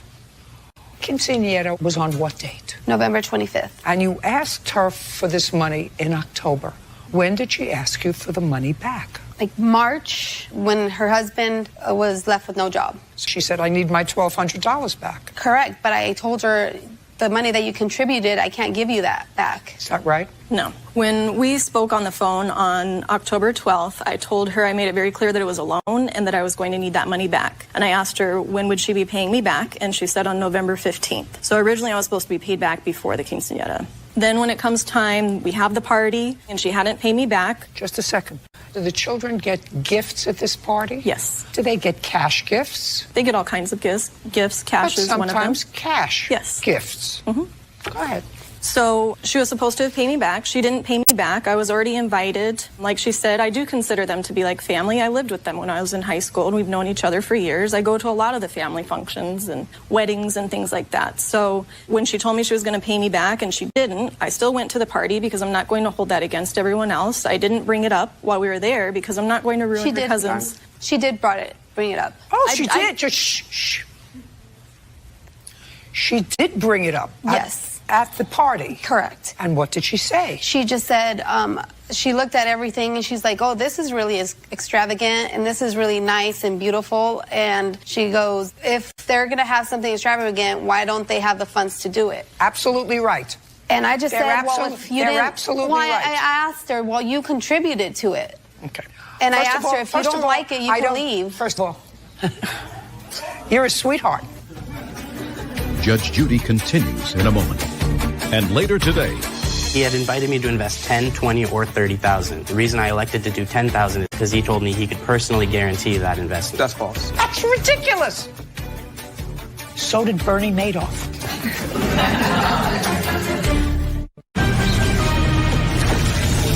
real cases, real people. Judge Judy. Misty Gibbs says her former friend, Jasmine Gonzalez, owes for a loan to help pay for her cousin's quinceañera.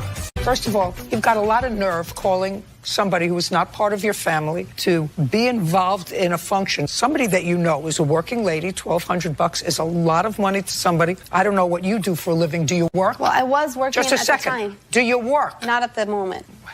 Who works? My boyfriend. Well, do you live with him? Yes. And what do you do? Well, I take care of the kids. What kids? The kids that live in the home. Which kids live in the home? My son, his daughter, and my Your son? daughter. Whose daughter? His daughter. Your boyfriend's daughter? Yes. So you stay home, you're a housewife now, and he works. Correct, until I can get a job again. Okay, yeah, give it back the $1,200. Get it from the people that made the extravagant quinceañera. Goodbye, we're done. Thank you. Parties are excused. They step out.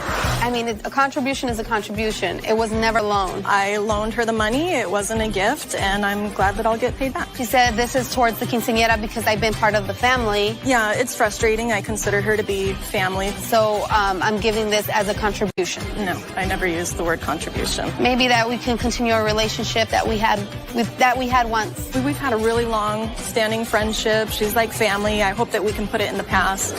And a tenant they couldn't evict. When was the last time you paid rent? She's a hustler. And the animals. You have dogs? Yes. That should have left with her. These dogs attacked me without really barking anything. They just jumped on me. A smaller dog bit you? Yes. Where? On my foot. I had to go to the ER, get my shots. She never came up to apologize. Judge Judy. You are about to enter the courtroom of Judge Judith Scheindlin. This is Judge Judy. Jerry Napolitano and his girlfriend, Elke Koch, are suing their former tenant, Michelle Dominic, for car damage and a dog attack. Order. All rise.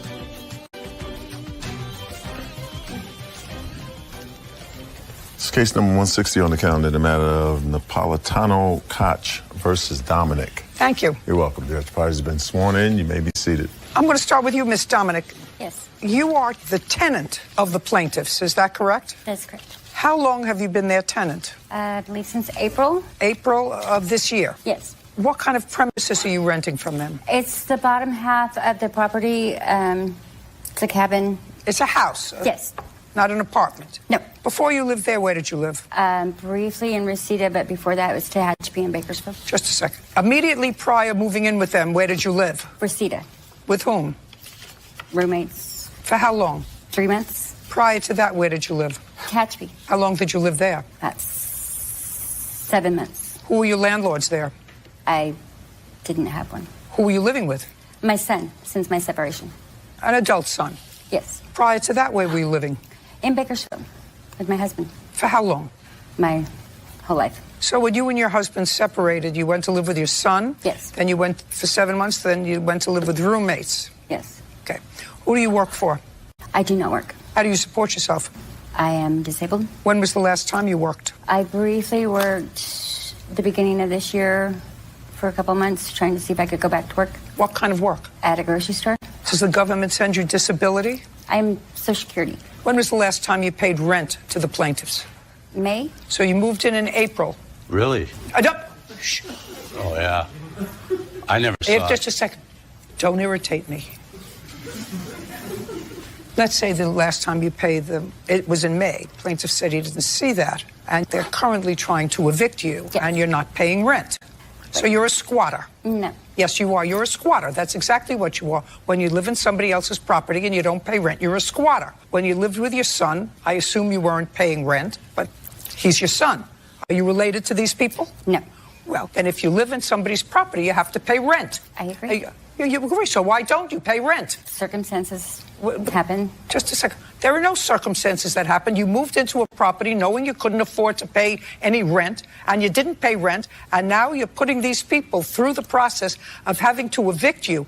They have to spend money. They have to spend time. They have a property that they wanted to rent to somebody because they needed extra money. Otherwise, they would, make a gym out of their cabin. I mean, what kind of person is that? I was able to pay the rent. Just a second. You only lived there in April. You paid April's rent. And then you didn't pay in May. You didn't pay in June. You didn't pay in July. They're trying to evict you. You're still not paying. When do you have to go back to housing court? I've never been to housing court yet. So do you have a date? Not that I'm aware of. Do you have a date? She already missed that date, Your Honor. What was the date? Oh, God. She's a hustler. No. She's a hustler. Sorry, I'm not. Ma'am. Oh, absolutely. You're a hustler with them.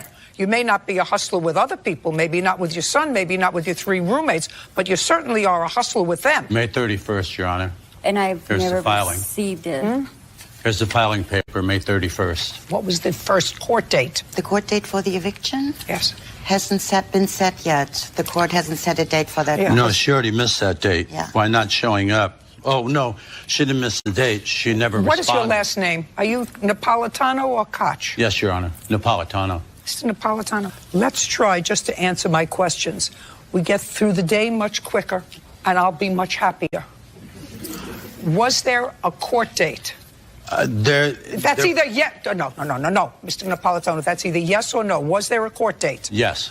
What was that court date? I don't know. Well, if you don't know, how was she supposed to know? Well, it was on the papers that she was served with, and I you don't don't have know a copy of because those? after she didn't respond, there was no reason to go to court. Do you have a lawyer who was helping you with this eviction process?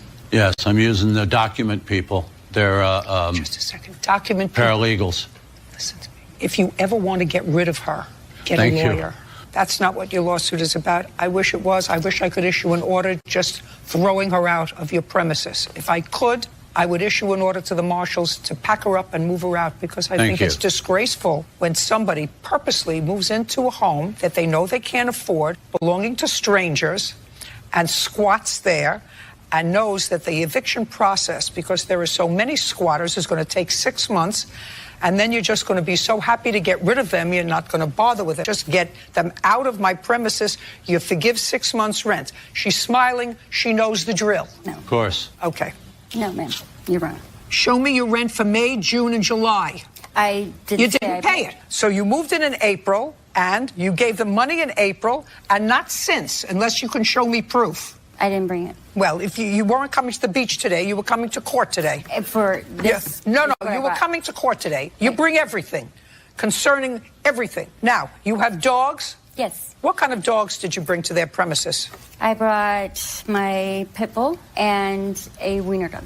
Which dog bit whom? The little black dog bit her. The big dog knocked her down. You're Miss Koch? Yes. Do you live together? Yes, we do. Is he like this all the time? Worse. It can be a little demanding, yes. Okay. I am not sure how she described the black dog. I don't know what kind of a breed it is. She said it's a little black dog. She called it a wiener dog, which means a dachshund. Okay. Okay. Would you tell me when that dog bit you? Yes, it was on the 6th of July. I just had gotten home from work the day before. I was outside in the morning to water the plants, and her gates were right next to where I was taking the water, the hose off the wall, and all of a sudden the gate jammed open and these dogs attacked me without really barking anything. They just jumped on me. Is there a gate separating... Shh. Let me finish the question before you answer. Yes, ma'am. Is there a gate separating your property where you live with Mr. Napolitano, who's annoying the heck out of me? Is there a gate in between your property where you live with Mr. Napolitano? That doesn't seem to bother you when I say you're annoying me.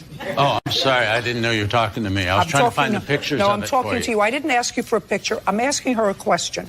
Is there a gate separating the property where you live and the property that she was living in? There's now 2 gates. Initially, when she moved in, there was only 1 gate. And at some point in April, the dogs did escape through that gate. So Jerry Napolitano insisted that she would secure her entry more with another gate. That morning, I went outside there. They managed to open or squeeze through both gates and viciously attacked me. Were you on your property? I was on his property, yes. Where you live? Yes. Okay.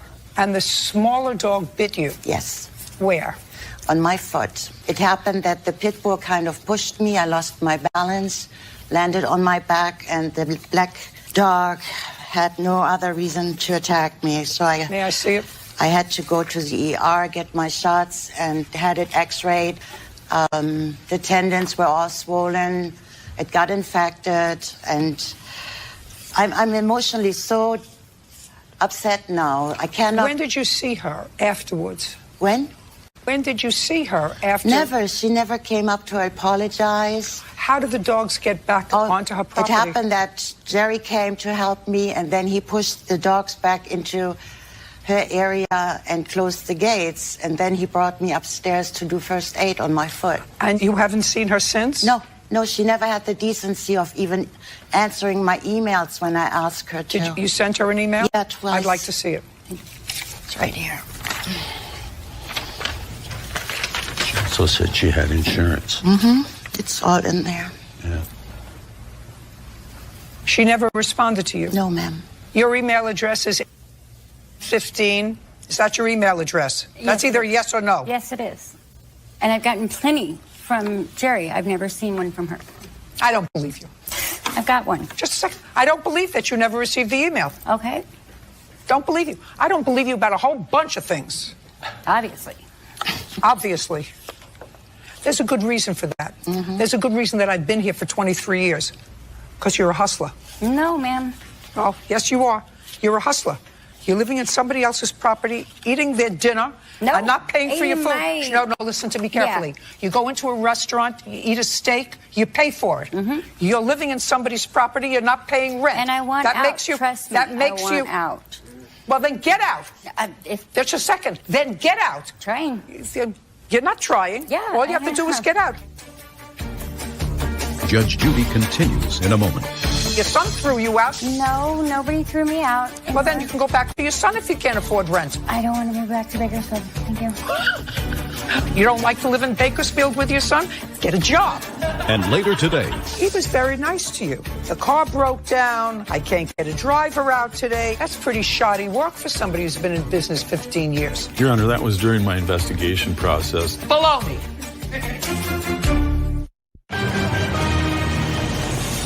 real cases, real people. Judge Judy. Jerry Napolitano and girlfriend Elke Koch say former tenant Michelle Dominic owes for damaging a car and a dog attack. Now, your roommates threw you out. You went to live with your son. Your son threw you out. You found another place to live. Go back to your son. No, nobody threw me out. Well, then you can go back to your son if you can't afford rent. Go back to your son. I don't want to move back to Bakersfield. Thank you. Listen, when I was 24 years old, I wanted to live in Manhattan. I couldn't afford living in Manhattan. I lived in Brooklyn. That's where I lived. You don't like to live in Bakersfield with your son? Get a job. I don't want to hear about the dog crate. I'm not interested in the dog crate. Judgment for the plaintiff in the amount of $3,000. We're done. Your Honor? Listen to me. We are done. Oh. Feel happy, Mr. Napolitano. Please are excused. You may step out.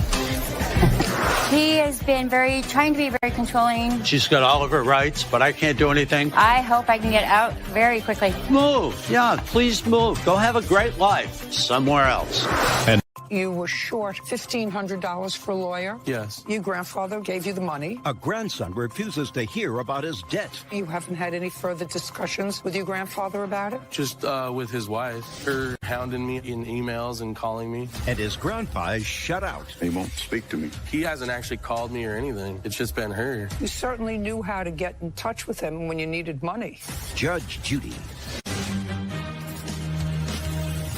you are about to enter the courtroom of Judge Judith Scheindlin.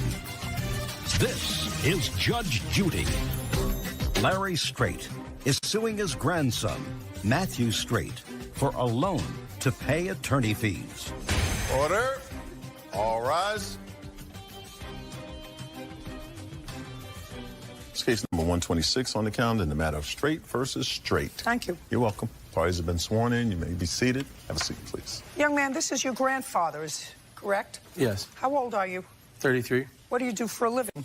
A manager of a maintenance company. What did you need a lawyer for? For custody of my son. How old is your son? 4. How long have you and his mother been apart? For 2 years. And where is he currently living? With me. Where was he living prior to the court action? He's always lived with me since birth. How long have you and his mother been apart? For 2 years. And what did you need the lawyer for? Because she left. I had him for 2 years, and then she decided that she was going to go for full custody of him. So she filed a parenting plan on me. Did she visit during those 2 No. years? Does she live close by? Yeah, she lives in the same city. Does she see him now? She's seen him 5 times since we went to court back in July, and it was supervised. So at the time that you took money from your grandfather, you were short $1,500 for a lawyer? Yes. And it was serious business. Yes. Your grandfather gave you the money. Yes. When? It was either end of July or early August. When was your court date? It was October. When was it concluded? We're still in the battle as of now. So the case has not been concluded yet? No. Still have the same lawyer? Yes. Have you had to give the lawyer more money? Yes. Where did you get it from? I've sold a few cars and my job. When did your grandfather ask you back for the money that he gave you? It was on our birthday party because our birthdays are 2 days apart. When is your birthday? August 23rd. Well, he gave you the money in August. And when did he ask you for it back? The same month? Yes. Or when did you tell him you would get it back to him? I didn't tell him that night. He asked me about it that night at the birthday party, and that was it. And then what did he say to you? He just said that he was going on a trip and needed the money back before his trip. And what did you say to him? I just told him I didn't have it. And then? And that was it. And between that time in August and now, we're in July the following year, you haven't had any further discussions with your grandfather about it? Just with his wife. And what were those discussions? Just her hounding me in emails and calling me. But I haven't talked to him directly about it. Why not? You certainly knew where to get him when you needed the money. Well, even when I got the money from him, it was all through her. She's the one that asked him about it and brought it up to me about getting the money for me. How come, sir? I assume she's not your grandmother. No. Well, how come you didn't go to your grandfather? Well, they suggested that I get a lawyer, that I needed a lawyer, and then she said she would ask my grandpa to help me out. You didn't think you needed a lawyer? At the time, I didn't think so, no. Do you think so now? Yeah. Does the mother of your child have a lawyer? No. Does your son have a lawyer? No. I have a guardian. A guardian ad litem, you mean? Yes. There's one appointed, but we haven't met yet. Yeah, we haven't met yet. How much additional have you paid the lawyer? $2,500. Over and above what your grandfather gave you and what you had. So you've paid the lawyer a total of about $5,000 already. Yes. So you evidently feel as if your grandfather's wife was correct that you needed a lawyer. Yes. And is the reason you haven't paid your grandfather back because you've been paying this lawyer? No. The reason why haven't you is paid- because it was never a loan. Tell me how it was. We never talked about a loan or anything until the same month that you got the money. Yeah. Well, that's pretty close. We're not talking about a year later. You said, by the way, that money that I gave you wasn't a gift, it was a loan. Yeah. So what do you think happened in the couple of weeks between the time you got the money and your birthday when he asked you for the money before he went on his trip? What do you think happened? Did you annoy him in some way? I don't know, maybe he thought he needed the money back, I guess. So what I'd like you to do is to tell me exactly, before I question her, how the transfer of $1,500 came about. I believe they called me. They called you. Or she called me. She called you. Well, how would she know about this custody proceeding unless somebody told her? Probably through my father, or I may have said something. No, I want you to think hard. I guess me. I guess you.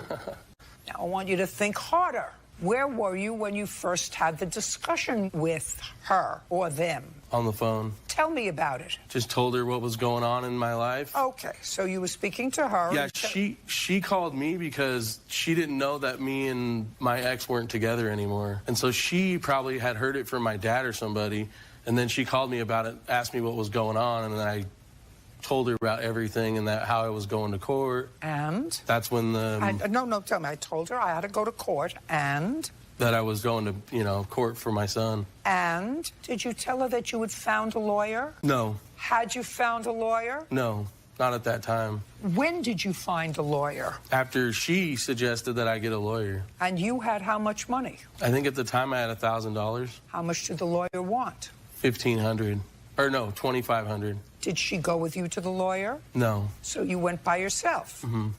Mm-hmm, it's not an answer. Yes. And then when you went to the lawyer told you the retainer was $2,500. Yes. Then you had to have called them back Yes. and said, Told her that the lawyer wanted $2,500 and I only had $1,000. and she said, She would ask my grandpa. did she ask him then or did she call you back? She called me back. And she called you back and said, My grandpa would help me out. and you said? So I said, okay.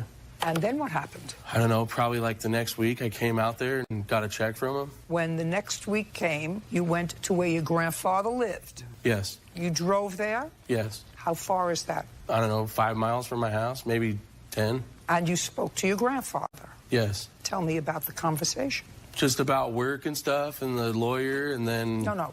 Work and stuff and the lawyer.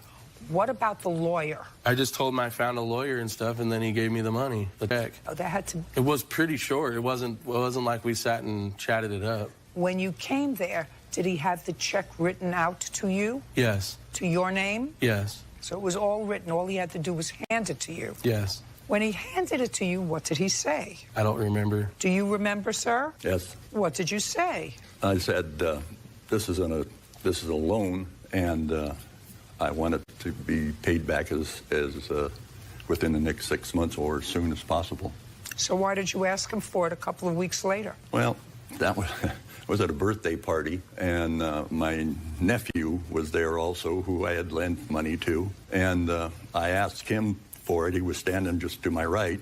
He was standing to my left, and I said, I'm going to need that money back. How much did you lend to your nephew? I lent him $1,700. Okay, so you were speaking to your nephew about the return of that money? Yes. And go ahead, I'm interested. And anyway, I said to Pat, my nephew, I said, I need that money back. I'm going on a trip, and I need the money to be able to go on this trip. And he said, yes, I've got this car up for sale, so I'll get it back to you. And then I turned to him and said that I'm going to need that back from you too, Matt. And he just froze, didn't say anything. So I didn't think anything more about it until later. Then I came to realize that he can't pay me back that fast. But if he could pay me back in the 6 months, that'd be all right. You came to realize that yourself? Yes. You didn't have that discussion with him? No. I want you to rethink again what you said to him when he came to pick up the check. Well, Darius brought him in the house and brought him in to me, and he asked me if he could borrow the $1,500, and I said yes, but I'm going to need it back shortly, within 6 months or so at that time. Okay. Have you spoken to your grandson since last August? No, he won't speak to me. Why not? He doesn't. He's never tried to call me or anything. He has Darius do all his dirty work. What kind of dirty work? Well, I mean, reaching out to me and stuff like that. He hasn't actually came to me and talked to me or called me or anything. It's just been her. You certainly knew how to get in touch with him when you needed money. Well, actually, we did talk on the phone one time. He did call me and said he was going on the trip and stuff, and that he wanted to see if I could make some deposits into his bank. And what did you say? I don't remember what I told him. Anything else, sir? Anything else? The answer is no. You have nothing else? No. Anything else? No. Judge for the plaintiff in the amount of $1,500. We're done. Thank you. Parties are excused. You may step out. I guess I owed him the money. He wouldn't even give me $5. I hope we can get back to where we were before. If he'd have done something, we wouldn't be here. I just hope it works out in the long run. Give me a hug. Sorry, Grandpa. Now, the next case. All parties in the matter of Fiscarelli versus Birchfield. Step forward. Michael Fiscarelli is suing motorcycle repairman Ty Birchfield for damaging his motorcycle while he was attempting to repair it. Mr. Fiscarelli, it is your claim that the defendant who was supposed to fix your motorcycle actually did more harm to it than good. You want to be compensated to the tune of $3,200. So I have a couple of questions for you. Yes, ma'am. You purchased this motorcycle from whom and when? Harley Davidson in 2010. And you bought it new or used? Brand new. How much did you pay for it? $16,400, I believe. And you rode it for approximately 8.5 years? Up to this point, yes. Do you have any other motorcycles? No. Who did you ride with? As far as I mean, were you friends, part of a club? Did you ride it to and from work? Did you ride it for pleasure? just for pleasure, and with a bunch of friends. What was wrong with it that caused you to bring it to Mr. Birchfield? At first, I had modifications done on my bike at the shop, new pipes and stuff like that. Or At his shop? Not at his shop. Originally, when I met Ty, I brought it to American V Twin, owned by Rick. He was actually a mechanic there. Okay, I had so he was working modifications. for somebody else. Yes, ma'am. So the bike had been modified. Correct. And Mr. Birchfield had done some of the work on that modification. He did some of the work, correct. Now he's in his own business. You brought it to him when? It would have been in 2016 is when I first brought. No, the last time. June of 2016. 17, I'm sorry. And what did you bring it to him for? My wife and I were out and we hit a speed bump. It was a high speed bump. I bottomed out the bike and jolted the bike pretty good, and it disrupted, the battery. And so I actually brought it to him to get it fixed. Okay, so it wasn't an inconsequential problem. It was a serious problem. Yes. Were you able to ride the bike to his shop, or did it have to be towed? Actually, the battery had gone completely dead. We actually had the bike picked up. So it had to be? It had to be towed. Towed. Correct. Okay. Now, Mr. Fiscarelli, what I didn't understand was what I remember in reading in your complaint. It said, my bike needed some minor work. So you took it to the defendant. I needed a battery replaced. And while the battery was being replaced, the defendant said he could get out a minor dent in the gas tank. That's not the story you're telling me now, sir. I just don't know what the accurate story is. Judge Judy continues in a moment. He stated to me that there was a crack also in the directional that could have been caused from the bike going over. There was a dent in the tank So that now was you previous. didn't only go over a speed bump, you went over a speed bump and the bike fell over. No. Well, you just said the bike fell over. So you want to tell me which one it is? Real cases, real people. Judge Judy. Michael Fiscarelli says motorcycle repairman Ty Birchfield damaged his motorcycle while he was attempting to repair it. I needed a battery replaced. And while the battery was being replaced, the defendant said he could get out a minor dent in the gas tank. That's not the story you're telling me now, sir. I just don't know what the accurate story is. From reading your complaint, it suggested that the only thing your bike needed was a new battery. Well, that's easy. I don't have bikes, but I have cars. New battery, you pop one out, you put another one in, finished. That's not going over a speed bump and a bike being rendered inoperable because the whole bottom side of the bike is messed up. Uh-huh. Correct. Well, so you want to tell me which one it is? Did you need a new battery, or was the bottom part of your bike messed up and inoperable? That's where I sent to his shop to have a diagnosis done. He had stated that there's a possibility that the frame could be cracked out of adjustment, out of line, and in essence, it could be actually deemed inoperable. Mr. Fiscarelli, he kept your bike for a long time. You were dissatisfied with the result ultimately. You ultimately, according to what I've read in these papers at least, were able to ride the bike out of his shop, at least for 10 minutes. Is that correct? Yes, that's correct. You had it towed in, but you were able to ride it out for at least 10 minutes. Is that correct? That's either a yes or a no. Did he ever drive the bike out of your shop? Yes, ma'am. Of course you did. Yeah, after we replaced the battery, Your Honor. And the insurance company had a problem with how does this happen with the battery. So I turned around and I explained to the insurance company. I said, okay, there is also a jolt on the bike. He had stated to me that if the frame could be off, he was going to do a diagnostic on it. I filed the claim. I turned around, withdrew the claim from the insurance company because he had stated to me that the frame was fine. I said, okay. I picked up the bike and I drove it away. There was a dent in the tank. I had explained to him, he stated to me that there was a crack also in the directional that could have been caused from the accident, from the bike going over. There was a dent in the tank that was So now you didn't only go over a speed bump, you went over a speed bump and the bike fell over. No. Well, you just said the bike fell over. Judge Judy continues in a moment. Have you been cheated? Go to judgejudy.com.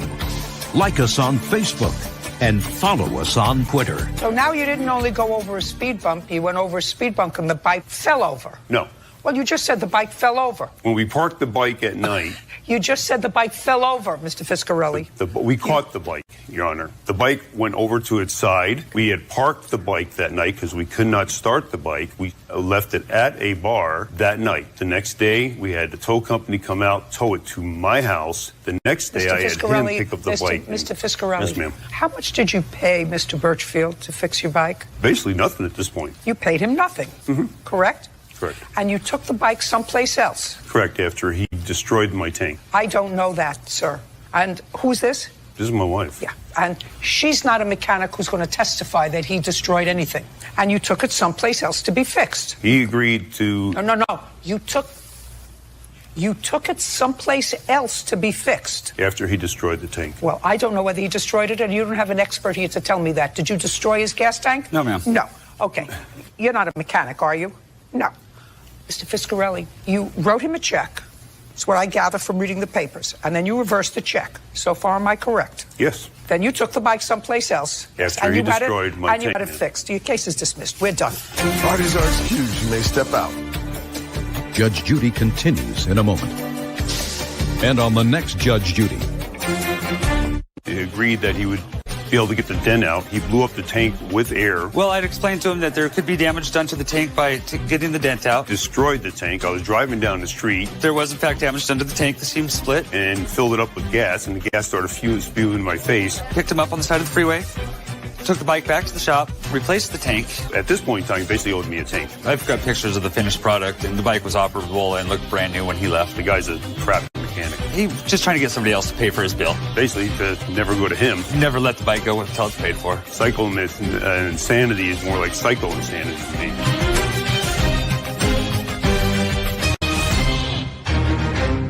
Now, the next case. All parties in the matter, Blair versus Moore.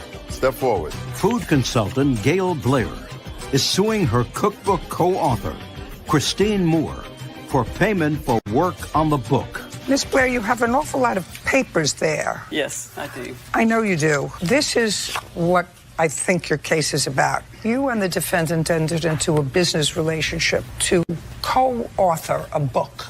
It was a book about certain foods that you eat to detox your body. You were to do the recipes, and she was to do the text. Not She exactly. was to do, who was to do the recipes? Joint. And you were to do the... Both of us contributed to the recipes, and my part was intellectual property, and then the cost of production. Intellectual property is a ridiculous statement. Judge Judy continues in a moment. You work for hours. Nobody buys the product. I don't want a game show. I don't want a talk show. I don't want another court show. I don't want another Survivor show. And you've done all the work and you can't sell it. We don't get paid for the hours. Do you understand? Real cases, real people. Judge Judy. Food consultant Gail Blair says cookbook co-author Christine Moore owes for her work on the book. Christine is countersuing for book costs and legal fees. Now, Miss Moore, if you create a recipe, it's an intellectual property. The fact that you do it in a clinic and use a certain methodology, that is also an intellectual property if it's unique. But it's no more unique than creating a recipe. Do you understand? No, I don't know you understand. So I'm going to make this case very simple. According to you, you contributed recipes and she tried to publish the book without giving you appropriate attribution. Correct. Did you publish the book? Yes. Did you make any money? No. Did you sell any copies? None for profit. Not true. It's on Amazon. Show me. The Amazon placement is the E1. I have the email that says I ceased and desisted of the hard copy of the book. Just a second. Is what you're telling me you purchased the book online? Yep. I'd like to see it.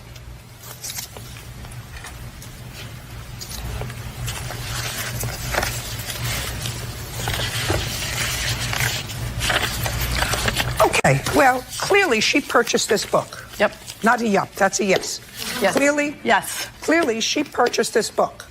And she has a receipt that she purchased the book online less than a month ago. Correct. And your agreement with her was that this was a partnership wherein she would contribute the recipes and be co-author on this book. No. Well, you tell me what your agreement was. Our agreement over a glass of wine was, I already had recipes. Just a second. Tell me when it took place. It was in, I'm going to say, on the book. I'd known her for probably a year before we started the book, and I was reticent. She had been... Now, don't tell me you were reticent. Okay. You had known her for about a year. Yes, you said before we started the book. Before we started talking about the book. No, we started the book. Let's go. Okay. Sitting over a drink. And? Okay. And there was a agreement that we would both contribute recipes. She was going to fill in and create recipes, not copy and paste. Just a second. I was going to create recipes. We both had time involved, and then I was the professional part of it that leads the detox and the finances behind it. And after we would receive a profit, then we would split all monies 50-50. That was our agreement. Just a second. Sounds perfectly reasonable. Mm-hmm. How much money did you put into the book? $4,500. For what? Production and editing. How much did you contribute to the book? In hours? No. Oh. In I'm cash sorry. money. In cash money? That wasn't part of our agreement. I didn't contribute any money. So the answer would be zero. Zero. And how much profit did you make from the book? Zero. How much profit did you make on the book? Zero. You're not entitled to any money. That wasn't your agreement. Your agreement was once she covered her expenses, you would share the profits 50-50. You made no profit. You get no money. Judge Judy continues in a moment. Listen, having written a few books, I know that there's cost of editing, there's cost of photography. There are all different kinds of costs that have to be covered before you start to make a profit. That was your agreement. It's a very simple thing. There was no profit. Correct? Correct. We're done. Thank you. Ma'am, may I please address? I would really request a release so that I may further do the cookbook. No way. This is all about cash. That's what I have to determine. You want to decide on intellectual property? Go someplace else. You had a contract. You were supposed to make half the profits after she cut even. That was not our agreement. Well, I think that it was your agreement. That means my work is not worth anything. Your work is worth nothing if the work doesn't produce anything. Listen, I work in an industry where you can produce things that are fantasies in your mind. You try to put them down and put them on tape. You work for hours. Nobody buys the product. 99% of what we make, nobody buys. I don't want a game show. I don't want a talk show. I don't want another court show. I don't want another Survivor show. And you've done all the work and you can't sell it. That doesn't mean you get any profit. We don't get paid for the hours. Do you understand? You take a chance. You went into business, you took a chance. You didn't make any money. We're done. Thank you. Parties are excused. May step out. Judge Judy continues in a moment. And on the next Judge Judy. I'm glad to have it all just put to bed. Know the person's integrity that you're working with, because I think character has more to do with anything else than contract. All parties in the matter of Dowdell versus Mitchell Adams. Step forward. Lindsay Dowdell is suing her former friends, Clarence Mitchell and his girlfriend, Rebecca Adams, for running into her car in her own driveway. I want everybody to think very carefully when they respond to this question. Please raise your hand if you were drinking on the night of November 24th, 2017. Raise your hand. You were the only one not drinking. Yes, ma'am. Perfect.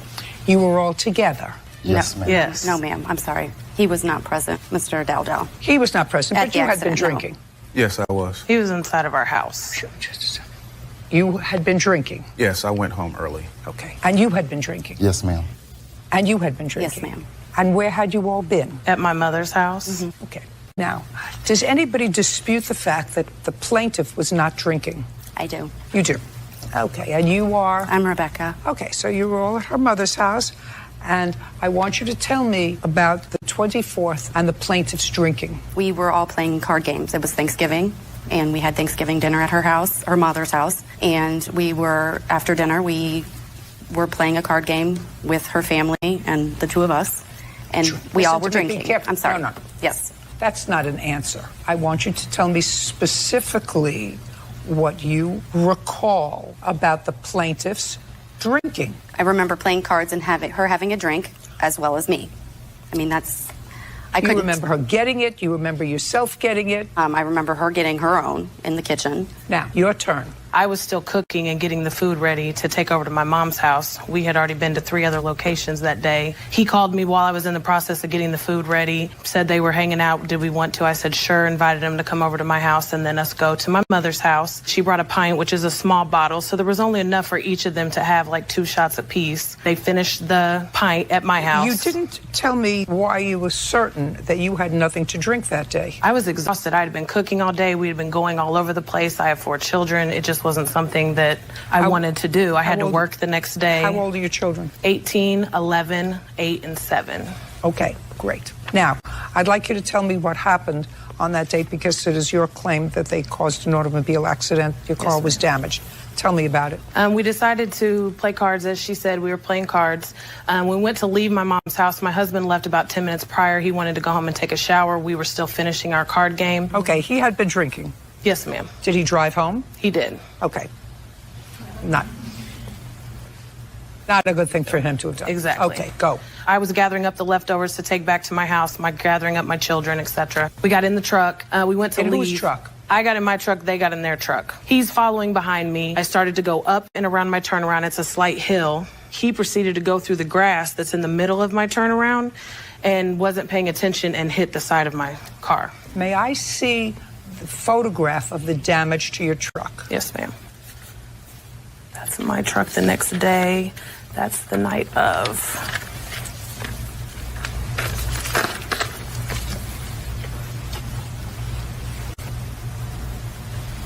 All right, so it's clear that you were hit on the passenger side. You can see the streets you could see going that way. Okay. Judge Judy continues in a moment. I don't know why you didn't go through your insurance. Ma'am, she filed a claim with my insurance company and Yeah, I they denied filed a it. claim against them and they denied it. Because they told him a different story. I Right. don't believe that your car slid into his.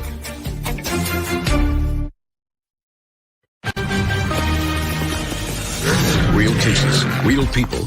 Judge Judy.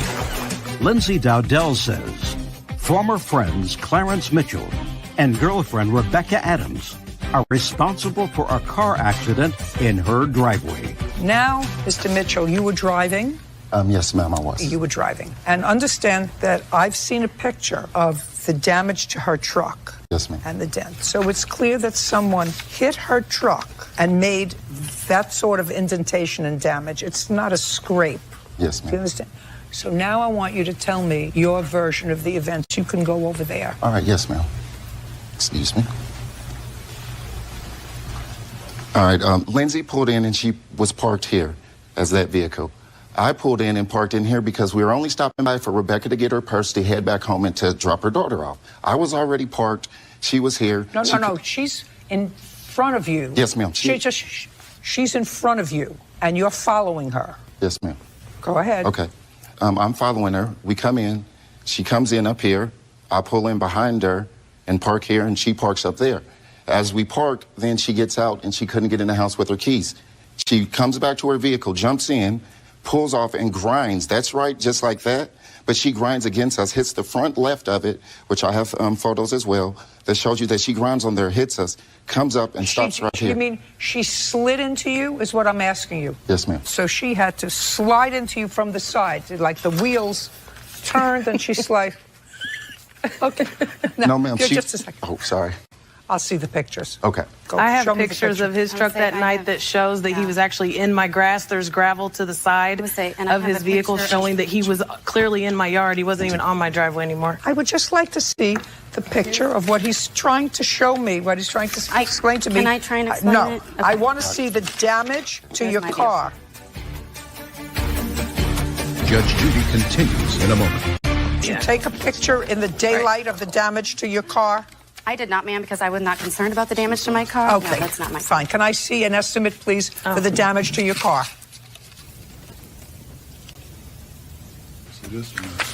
No, it's useless. She wasn't concerned about the damage to her car. Now, did you have the car fixed? I have not had it fixed yet. Okay, and I assume that it's a 2011 car. Denali, you do not have insurance to cover collision. Oh, it's full coverage, but I would have to pay my $1,000 deductible, and then my rates would go up. And I don't feel I should have to raise my rates because he was irresponsible. That's what you have to do. So you have to go through your insurance. And I don't know why you didn't go through your insurance. I didn't have the That's $1,000. She filed a claim with my insurance company and Yeah, I they denied filed a it. claim against them and they denied it. Because they told him a different story. I don't Right. believe that your car slid into his. Judgment for the plaintiff in the amount of $1,000. Thank you very much. Thank you, Your Honor. Parties are excused. You may step out. Judge Judy continues in a moment. And on the next Judge Judy. She made her decision, and I'll just live with the decision that she made. I'm pleased that they were proven to be wrong. She always was a good friend, and at the end of the day, justice was what it was. If they would have reached out to me and tried to handle this outside of here, we wouldn't have had to come here. Everybody's going to walk away happy. Real friends wouldn't do what they did. I was so unsatisfied with the service, and I found out at that point that they weren't licensed. Getting work on her eyebrows was an eye-opener. If I can explain this, it's a little bit confusing. It's not confusing to me at all. You shouldn't have been performing a service unless you had the license.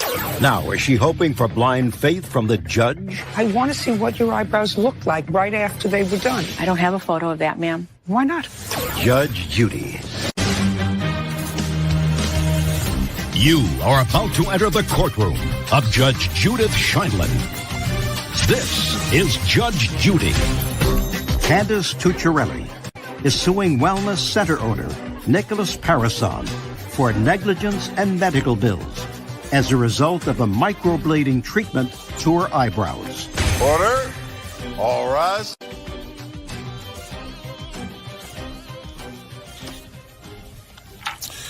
That's case number 91 on the calendar, the matter of Tucciarelli versus Parison. Thank you. You're welcome. Parties have been sworn in. You may be seated. Ladies, have a seat. Ms. Tucciarelli, the defendant has some sort of a spa salon. Yes, ma'am. Tell me what services you provide there, Mr. Parashaw. Our wellness clinic, we provide about 8 different services, naturopathic medicine, acupuncture, massage. Slow. You provide 8 services. Yes, ma'am. What services do you provide? Naturopathic medicine. What is that? It's holistic health care. And what kind of a license do you need to practice that? I have a license in Washington State. Is that where your shop is? No, it's in Ohio. Your shop is in Ohio? Correct. Ohio does not license naturopathic physicians at this time. Correct. So I'm more or less I'm sorry. My question, your answer. Okay. So Ohio, which is where the shop is, where the plaintiff went, does not require a license for this homeopathy, whatever, that she didn't avail herself of. What else do you provide? Acupuncture. Acupuncture. Do you need a license for acupuncture in the state of Ohio? Yes. Do you have one? I don't, but my acupuncturist does. Raise your hand if you're the acupuncturist. She's not here. Okay. And her name is? Lauren. And she has a license in the state of Ohio. She does. What other services do you provide? Massage. You need a license for massage? Yes. In Ohio? Yes. Do you have one? I don't, but my massage therapist does. And massage therapist's name? Amanda. That's you. You Ebel. have a license? I do. Current? Yes. Good. What else do you provide? Colon hydrotherapy. What is that? It's a colonoscopy preparation procedure to clean out the large intestine. And do you need a license for that? Yes. Do you have one? I don't, but my colon hydrotherapist does. Not one of you people? No. What else do you provide? I'm drawing a blank. What else do we provide? Reflexology. Well, one of the things that you provided was something that the plaintiff availed herself of, which was tattooing of the eyebrows. Yes, ma'am. It's not technically tattooing. It's semi-permanent tattooing, whereas tattooing is permanent. And do you need a license for that? Yes. Do you have that? We didn't have it at the time. Did not. So the answer is no. Right. And the therapist who performed the procedure on the plaintiff also was unlicensed. She had a training certificate. If I can explain this, it's a little bit confusing. She also didn't have it's not confusing to me at all. We went through a whole menu of things that you provide, some of which require a license and some don't. For the things that require a license in the state of Ohio, you had a technician who had that license. That's what you told me. You named some, one was here. Person who did the tattooing or semi-permanent color or whatever it was, you do require a license. You didn't have one, and neither did the technician who performed the procedure on the plaintiff. Is that correct? That's correct. That person's name is? Amanda Giebel. Is that you? That's you. You do a lot of things. I do. You do acupuncture and tattoo? Not acupuncture. I do massage. Massage. Stand up. What did you have to do to get a training license? I went to school in date, and I'd like to see a copy of your training license. October 27th of 17. I went to school at American Microblading Academy in New York City for 4 days. Okay, so can I see the training license?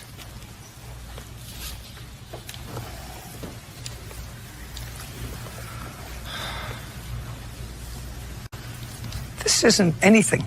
One of them is a certificate of training, and the other This one, doesn't say anything about the state of Ohio. that's what the accredited school gives the people who go through the training. The state of Ohio requires a license. You're going to have to show me something that she had a training license, which under the rules in Ohio allowed this young woman, while she had a training license, I don't know what you need from a training license to a regular license, to do a procedure.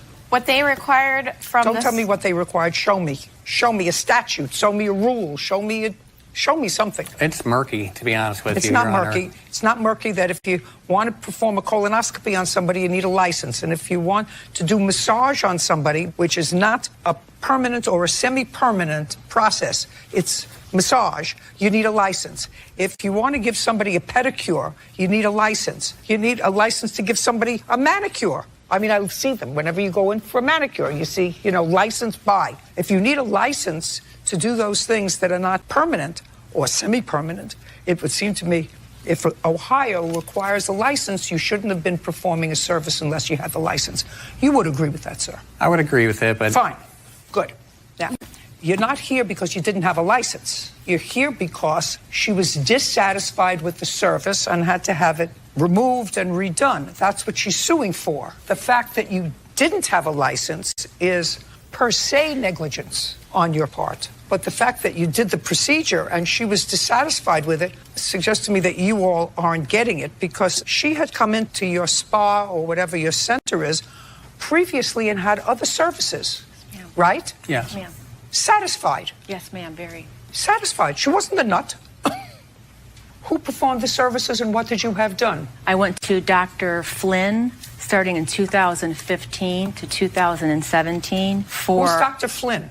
She is one of the licensed board-certified naturopathic physicians there. That's what first introduced He says me. nobody is board-certified. Me and Dr. Flynn are licensed in a different state. We're not licensed in Ohio because there's no licensing laws in Ohio. You didn't know that? I didn't know that. Well, now you know. I know. Okay. Yes, ma'am.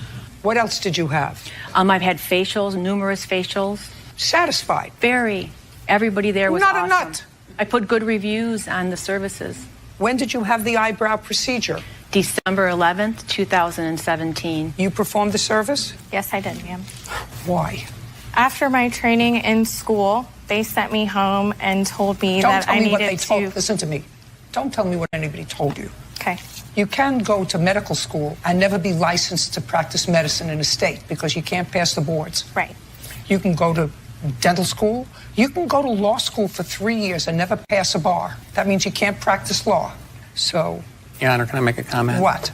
If there is a license to do this in Ohio, then we're not aware of it, honestly. I said that there was, but according to the tattoo license board, if you have something, Candace, I do. show it to me. I'm not... Yeah, we weren't but I aware. don't understand. We thought that was the license that she received from the school. It said she is licensed to do this in Ohio. Oh, I don't even think that you believe that. Well, she went I don't to an believe. accredited... I mean, that's something that they give you on close the cover before you strike law school.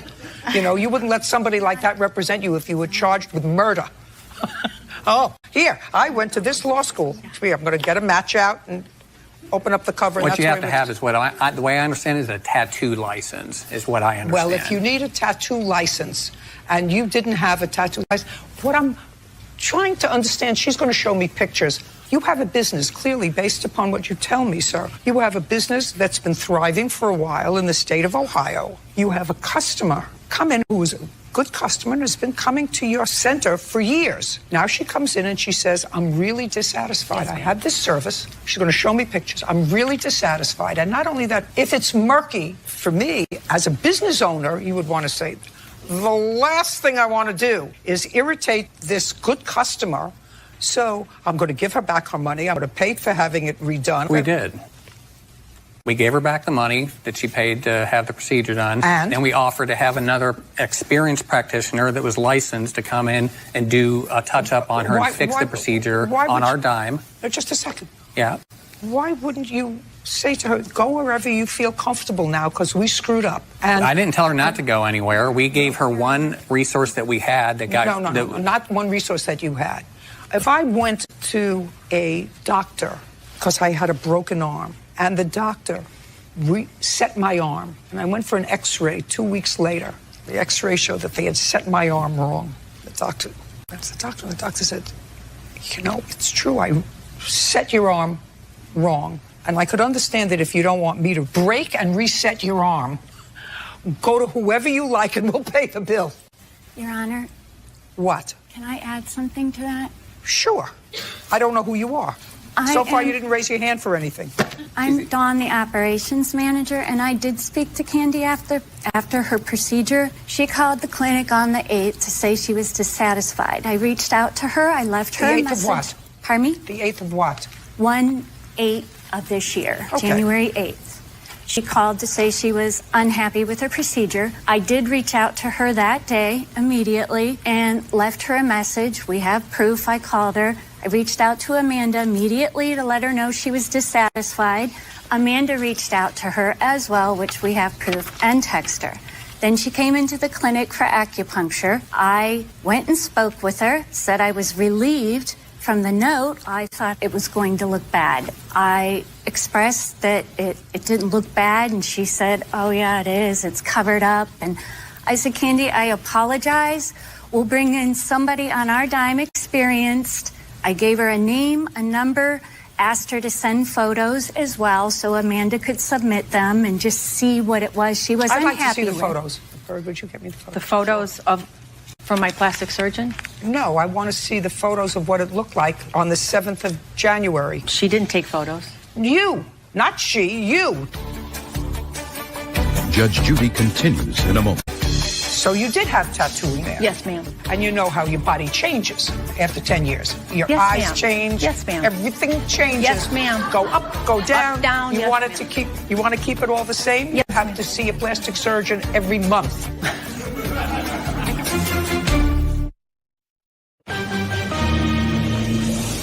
Real cases, real people. Judge Judy. Candace Tucciarelli says Wellness Center owner Nicholas Parasol is responsible for her medical bills as a result of a botched microblading treatment at his facility. Now, I want to see what your eyebrows looked like right after they were done. I don't have a photo of that, ma'am. Why not? I didn't think I needed to have one. At that point in January, I didn't think that a picture was necessary. I was then told to go to a plastic surgeon. I want to see, on what date did you first take a picture of your January 26th, ma'am. January 26th. Can I see a photo? Yes, ma'am. That's more than a photo. The photos are in here, ma'am. Just show me a photo. Yes, ma'am. There it is. Can I also... It was January 26th. I just want to... Okay. This was a month later. A Yes, month ma'am. after you... About a month. 4 weeks ma'am. later. Your Honor, she also had permanent tattooing that she expressed she was unhappy with 10 years prior. It had faded and was a different color. That's not true. You wrote it on your intake form. That's not true. I cannot understand why you wouldn't take a picture the day that you called them and said, I'm dissatisfied. For the life of me, I can't. Did they give you your money back? Yes, ma'am. I was told when I called that it's expected to be darker and not look its best for a couple weeks. So it was darker and it looked horrible. Well, if it looked horrible, you know, when I get a bruise on my hand. Yes, ma'am. And if it was caused by somebody else's negligence, I walk around with an iPhone just like you do. Yes, ma'am. I snap a picture if I were that upset. I didn't think it was negligent at the time because I went. Yes, Your Honor. You got what I'm saying to you? Yes, I do. Fine. So they gave you your money back. Can I explain? Is your plastic surgeon here? No. Then you have no case. Then you have no case. Because we asked her to come. She didn't want to. Let me go back. Here's something. pictures. Let me go back to something else. Is this the first time you had your eyebrows tattooed? Whatever they do to semi-permanently put on eyebrows. Is this the first time you had it done? Microblading, yes, ma'am. Yes. Had you ever had any tattooing there? Yes, ma'am, 10 years ago. So you did have tattooing there? Yes, ma'am. Okay. And you know how your body changes after 10 years? Your Yes, eyes ma'am. change? Yes, ma'am. Everything changes? Yes, ma'am. Go up, go down? Up, down, You yes, want it ma'am. to keep, you want to keep it all the same? You Yes, have ma'am. to see a plastic surgeon every month. So it was actually your mistake. If you were so dissatisfied, then what you do is you take a picture of it so that you can memorialize it. They did the right thing by offering you your money back. I feel much more compassionate towards them when the manager says that she said she would bring in somebody on their dime. Did she say that to you to fix it? She said that they would. Let me tell you, I believe her. She did say that they would Fine. bring someone in, that they would provide the service again. At that point, I was so unsatisfied with the service, and I found out at that point that they weren't licensed. So I Honor, said, I don't would've want to paid have for someone in your anybody. facility who isn't licensed do another procedure at that point. We would have paid for anybody, but she went to a plastic surgeon, Your Honor. Well, just a and- second. I think actually she's allowed to do that. Now, how much did the plastic surgeon charge you? For each laser removal, it was $225. Okay. And how many did you have? Up to this point, I've had 7. I'd like to see the bill so far. Yes, ma'am. These are the procedure notes with each date highlighted. That's $15.75. Ma'am, here's the statute in Ohio for your reference for tattooing license. Your problem with me is that you didn't take photographs of what it looked like, and Yes, you had had a ma'am. procedure on your eyebrows before, and you don't have the plastic surgeon here for me to inquire Yes, ma'am. as to whether the procedures that they're doing took care of some old tattooing that was still there, plus what they did. I have no idea. Judge Judy continues in a moment. Are you being serious with me? Because the building is zoned for tattooing? That means you can do tattooing? I mean, it could also be zoned to do eye surgery. Does that mean you could do eye surgery in your We did facility? all the steps leading up into it, as well with the You EPA. don't have a license. Real cases, real people. Judge Judy. Candace Tucciarelli is asking Wellness Center owner Nicholas Parason to pay medical bills resulting from a botched microblading treatment. Your problem with me is that you didn't take photographs of what it looked like, and Yes, you had had a ma'am. procedure on your eyebrows before. Yes, ma'am. And you don't have the plastic surgeon here for me to inquire Yes, ma'am. as to whether the procedures that they're doing took care of some old tattooing that was still there, plus what they did. I have no idea. So, Ma'am, she signed an informed consent form also that explains all of this. If you've had tattooing done beforehand, it can doesn't affect matter. the outcome. It doesn't Okay. matter. You do understand. Your problem is you performed a procedure on her. I understand. You returned her money, and I can understand if she didn't want to let someone else from your facility do the same procedure. weren't from our facility, So actually. far, it's going to cost you $1,575. She's allowed to go to a plastic surgeon if that's what she wants to do. She wants to go to the best, she can go to the best. You licensed now? Yes, she has. Well, she has that license. No, that license is She's no not good. doing the procedure in my office. What are you showing me? A letter from the Department of Health. Don't show me a letter from the Department of Health. You so far told me you've had 7 procedures. I Yes, believe you with $225 apiece. Yes, ma'am. That's $1,575. Yes, ma'am. That's what it is. And they gave you back the money for the procedure. Honor, What? we were zoned.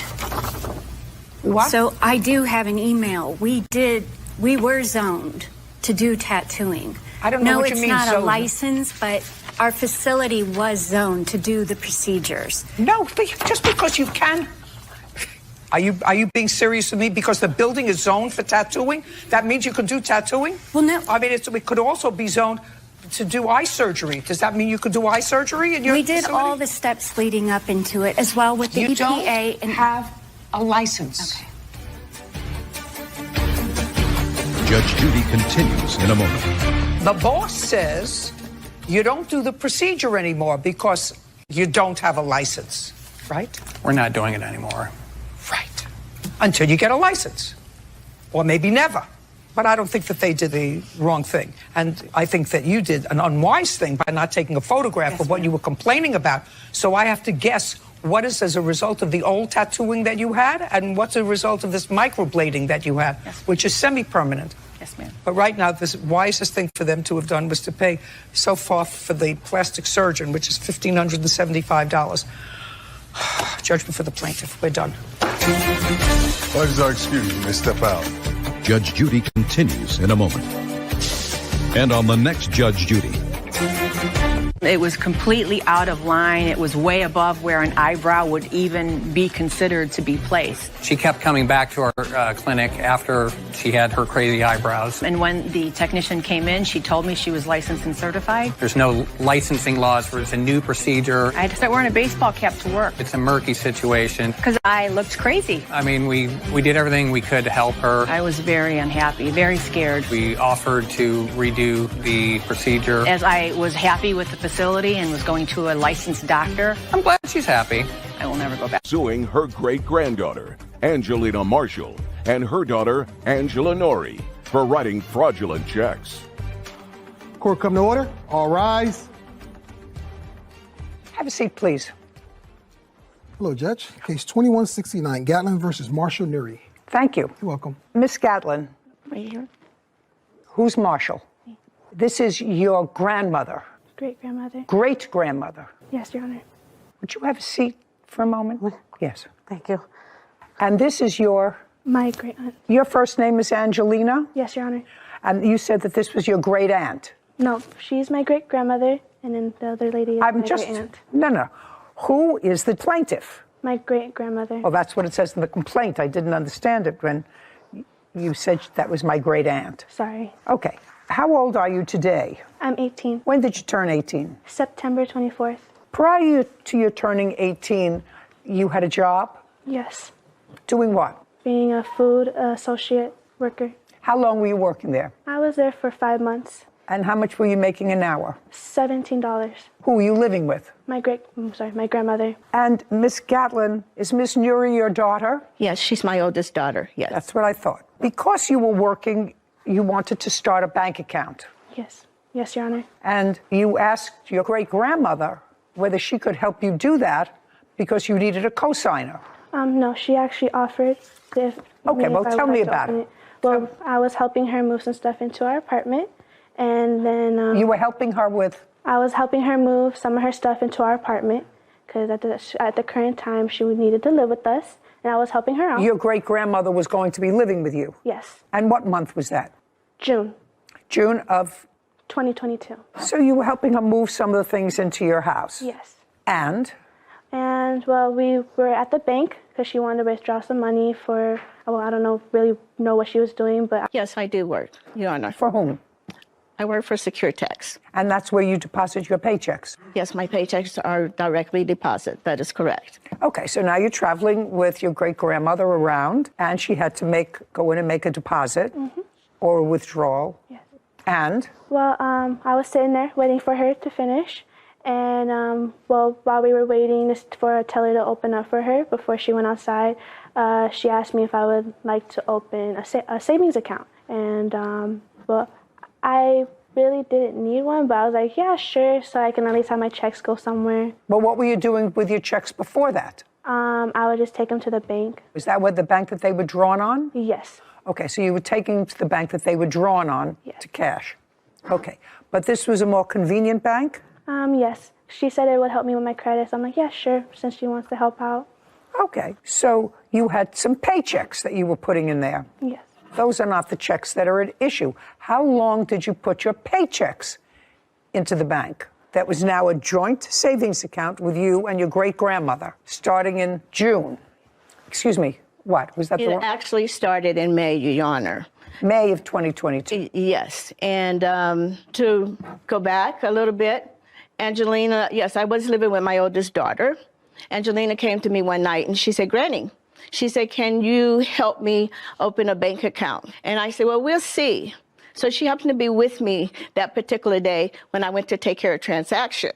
And I said, hey, let's see if we can open your account that you asked me about. And the young lady asked her how old she was.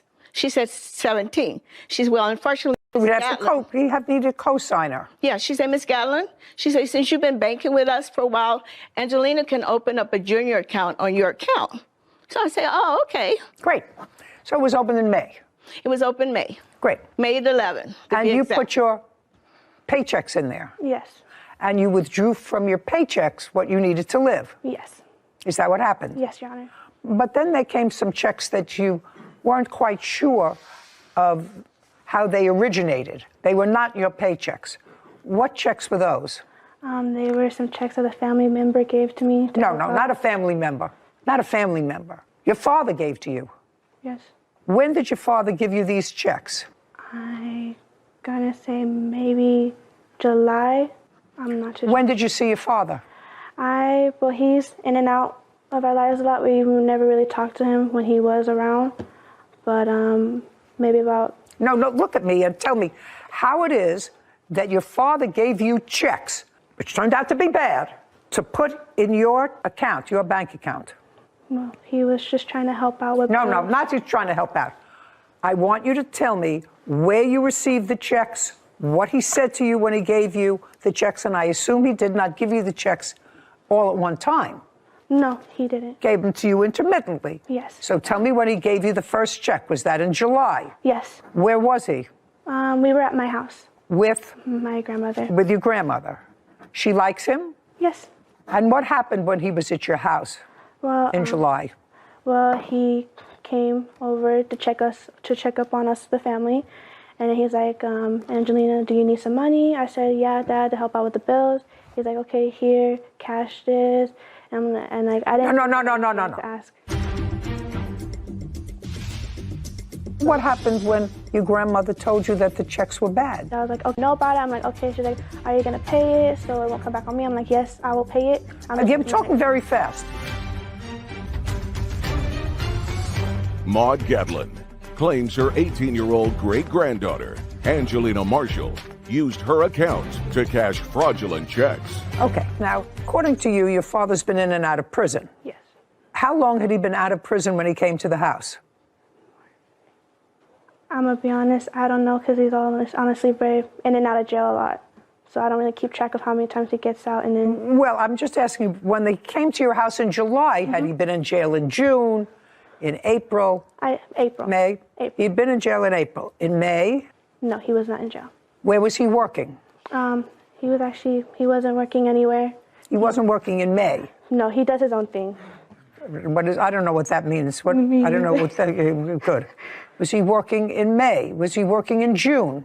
No. When you say he was doing his own thing, this own thing that he was doing did not produce paychecks. I don't get into my father's business. So I wouldn't So know. you took these checks. Do you have a copy of the check? Anybody have a copy of the first check from... I only have one. All four of them is there.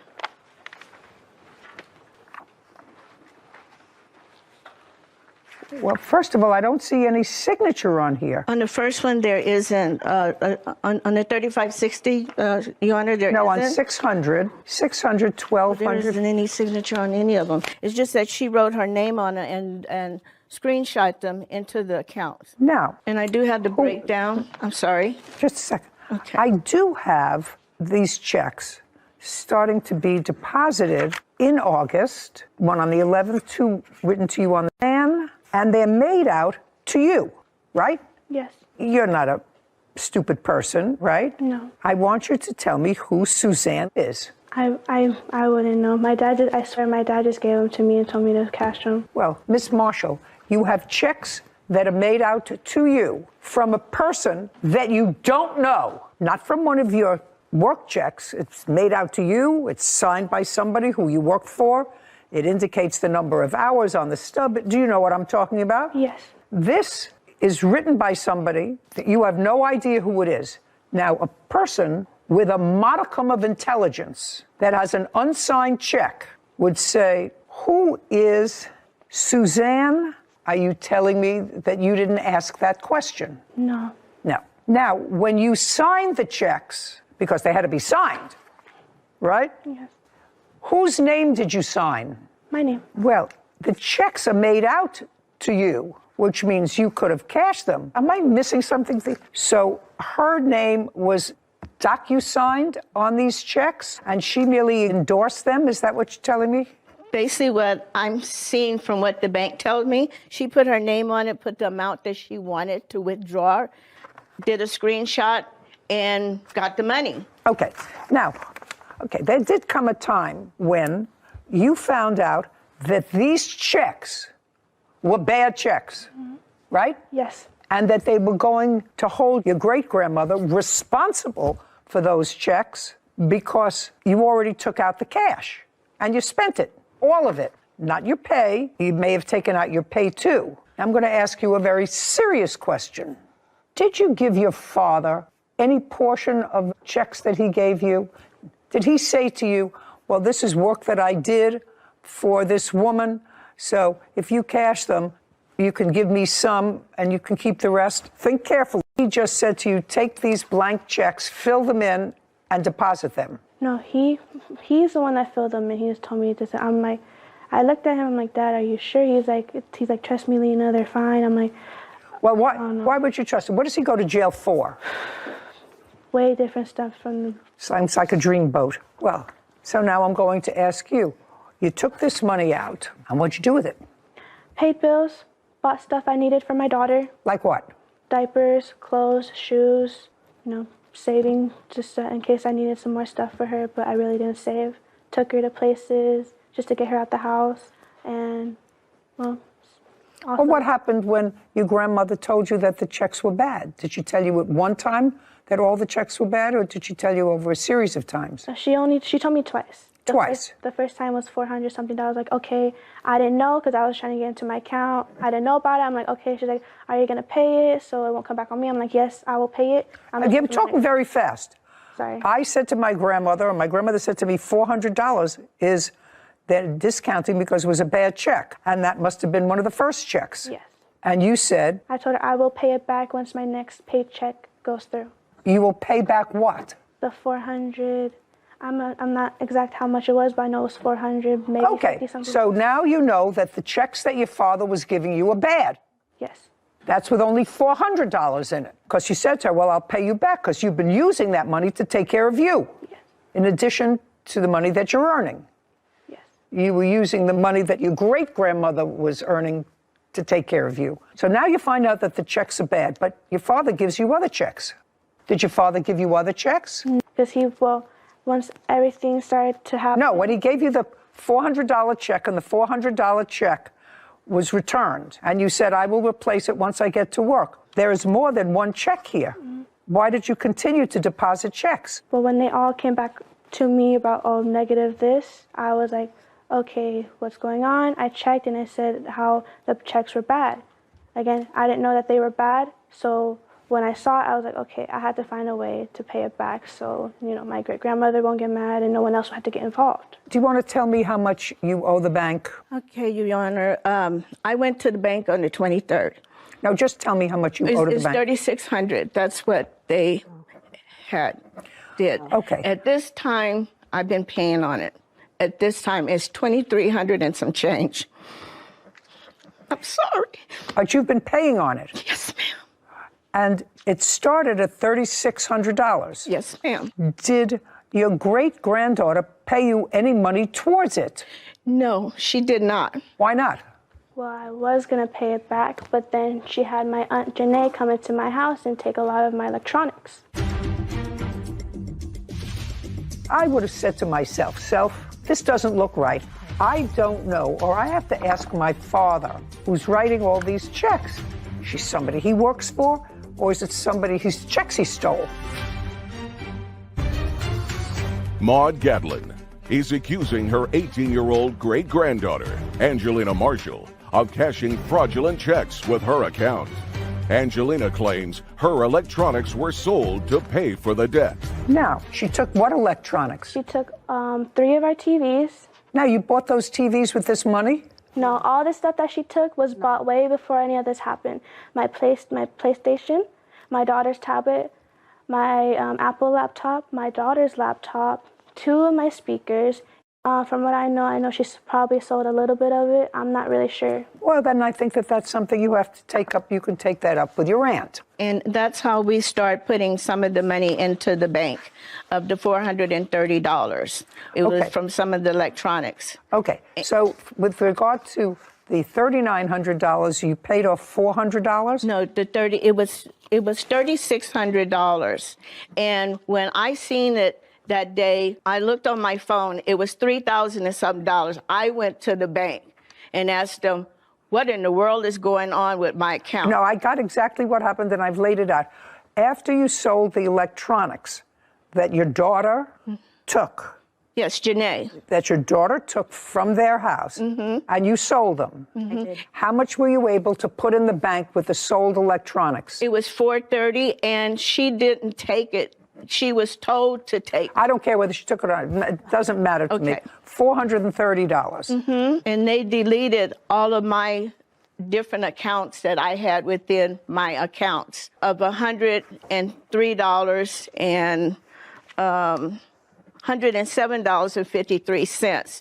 I had other little accounts that... Just a second, you owed $3,600. Yes, that's what the bank Just to say, said. the bank said, and you put back in to satisfy the bad checks $430. Exactly. So what's owed to you is $3,200, $3,270. And then I put another $100 on it in December because of the fact the credit people came to me and told me if I don't put something... No. in this account, I just want to know what's left. Okay. What's left after today. 3170. Thank you. 3,600 minus the 430. Yeah, great. Thank you.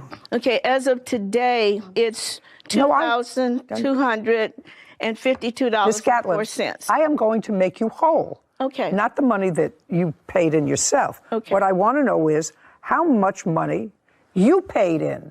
Zero. No, I did pay some in because of my paychecks that did go through at the time after everything happened because I did continue working. No, these were bad checks. These were the bad checks. They're owed $3,600. Yes, but I did put a little bit money in. Well, how much? Only one of my checks went in, which was probably not even worth $100. Well, I'm not interested in it.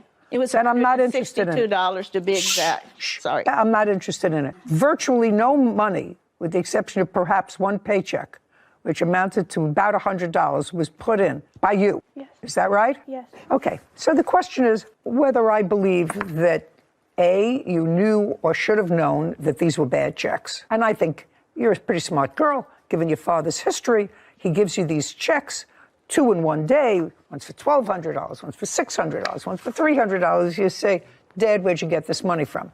And if you're putting your money into the bank, your money from work, which is a very good thing, that's fine. But I'm going to save up that money. I'm not going to buy electronics. I'm not going to buy anything else for the house. What I'm going to do is save that money, or at least see what happens with it. So I would have said to myself, this doesn't look right. I don't know, or I have to ask my father, who's writing all these checks. She's somebody he works for, or is it somebody whose checks he stole? Do you understand? Yes, Your Honor. Great. Judgment for the plaintiff in the amount of $3,170. Thank you very much. We're done. This court is adjourned. What they did to us was way worse than what I did to them. It was very hurtful, and I'm still in the stress mode about it. PlayStation, laptops, and speakers. The truth is, I have a video showing that my niece actually voluntarily gave me all the electronics to be taken care of. She said she was going to do it, and she wasn't going to do it, which is the reason why I took the items to have everything taken care of from my mom. My thing is, the property that she took, we bought that a couple of years back. And that shouldn't have nothing to do with what's going on now. We're not happy people. And, to be honest with you, because of the fact that they did our mother like this, we don't have anything to do with them. Well, all I can say is she'll never see me or my child again. And that's generations going out of her life over some petty stuff that could have been dealt with easily. I don't know if it can be solved. God will be that answer. Don't do your family wrong, even as much as you love them, because they raised me with her since I was 4, and they still did me wrong growing up, and they still did me wrong today. You can't trust anyone in your family, but that doesn't mean don't do them wrong. Because I never thought my family would do this to me. Another great lesson in the dangers of co-signing anything for a car, for a dog, for a bank account, because I'm sure the great-grandmother plaintiff would not have accepted checks from her previous son-in-law, knowing his background and knowing, at least she would have asked the follow-up question. So I understand the daughter's position of, hey, I know what he's been involved in, I don't want to be involved, but if that's your stance, you can't benefit from taking checks that you know are probably dirty. So, and unfortunately, the grandmother didn't get a crash course from us on the dangers of co-signing on a bank account. Because they can not only evidently go into your bank, that particular account, but they can attach any other account. Like she had said, they drained all of her other accounts to fulfill the debt. So there's real dangers in co-signing, even with someone that you love, like your great-granddaughter. Are suing their former tenants. Carl and Renee Antonucci for property damage, unpaid rent, and a bathtub. Court come to order. All rise. Have a seat, please. Hello, Judge. Case 2154, Hellerman Tway versus Antonucci. Thank you. You're welcome. Miss Antonucci, the plaintiff, Miss Hellerman, gave you a job. Yes. When? It was probably February of 2021. Where had you worked prior to that?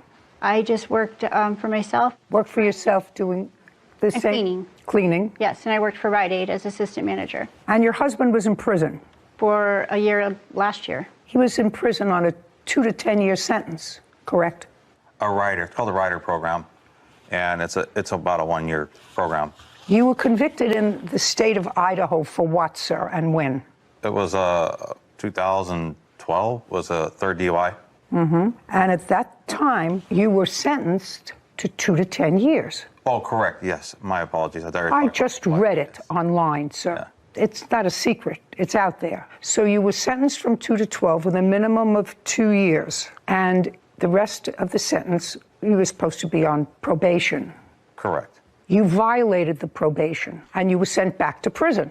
Correct. And that decision, violating your probation, you appealed. Correct. And the appellate court, the highest court in the state of Idaho, affirmed the lower court decision violating your parole. Probation, yes, correct. Your probation. And that was just 6 months ago. No, it was... February of 2022 is when the opinion was published. Does that sound right? Yes, the response to that, yes, correct. Yes. So what was your release date from jail? It was January 11th. January 11th of 2022. Correct. Now, you had been working for the plaintiff while he was incarcerated, Miss Antonucci, without incident. That be a fair statement? You were happy with them? I wasn't getting paid enough, but yes. Nobody's ever getting paid enough. Even I don't get paid enough. Right. Everybody thinks they're worth more than they're getting. Right. You didn't quit. You didn't complain. Now, at some point, when your husband got out of jail, there was a question about where you were going to live. Were you living in the property in question before he got out of jail? No. No. So he was getting out of jail. Where were you living while he was in jail? I was in Donnelly, Idaho, in our motorhome. Is there a reason that when he got out of jail, he couldn't go to the motorhome with you? He did. And then you tell me how you ended up in their property. Shauna and Joel took us to dinner, and... They took you to dinner for what reason? I don't know, just to take us to dinner. Well, that was nice. Yes, it was nice. Very nice. So far you're working for people that you seem to like. Your husband is incarcerated. He gets out of jail. I assume you told him he was getting out of jail, that that's why he was around now. I assume you told him that he had been in prison. Yes. Okay. And they didn't hold that against him. They invited you out for dinner. Yes. Tell me how the conversation came up about a new place to live. We were just talking about moving to Adams County. Why? It's just a better situation. Oh, just a second. Was he required to be in a particular county for his probation? No. Now, was he required to live in that county? No, he's not, unless he puts in... Well, is there any reason why you put in a request to move after he was released from prison? Yes, because they offered to talk to Monica about a house that was coming up for rent in Adams County. Just a second. Who knew about a house? Did you know about a house that was coming up for rent? No. Yeah, I'm not getting a sense of forthcoming answers from you. You have somebody who cleans for you, whose husband has been incarcerated, who hasn't been living in any of your property. Now he's coming out of jail, and I want you to tell me how the discussion of a place to live came up. You're out to dinner. Yes, we invited him out to dinner. We were excited to meet him. They had mentioned they had put in for a change of probation officers. So he put in a request for a new probation officer. Yes. But for the fact that you told them, they would have no way of knowing that you had to move from one place to another. You had to have told them if you put in a request to move. We were just looking for a place to live. You approached them and said, do you have a place for us? No, I did not say that. Well, then, how did it come about? There was sort of acrimony at the end of your moving out, but I'm going to take one thing at a time. They say that when you moved out, you took a claw bathtub. Did you take the bathtub? The answer is either... Shauna Hillerman and Monica Tway are accusing their former tenants, Carl and Renee Antonucci, of not paying rent and stealing a tub. We were friends, and they invited Who was us out friend? to dinner. Just a Shauna sec. and I were friends. Yes. So this is somebody who's a friend of yours. And I did not. I cleaned her house very randomly, but I'm with subcontractor. I was not an employee. In fact, I called myself an employee of hers once, and she said, "You're not an employee. You're my friend. You're a subcontractor." So we were at dinner, and we were saying that we were wanting to look for a place to live, and Joel said, "Oh, well, there's a place in Adams County that Monica just bought. I'll talk to her about you guys moving in." And we were fine with living in our motorhome, but it would be nice to have more room. So we were excited about that. That's how we found out about it. You found out about it because you needed a place to live, that you were moving. We didn't, well... That's according to your husband. As a general contractor, trying to find housing, one of my ideas was, well, let's rent a house, let's rent a place.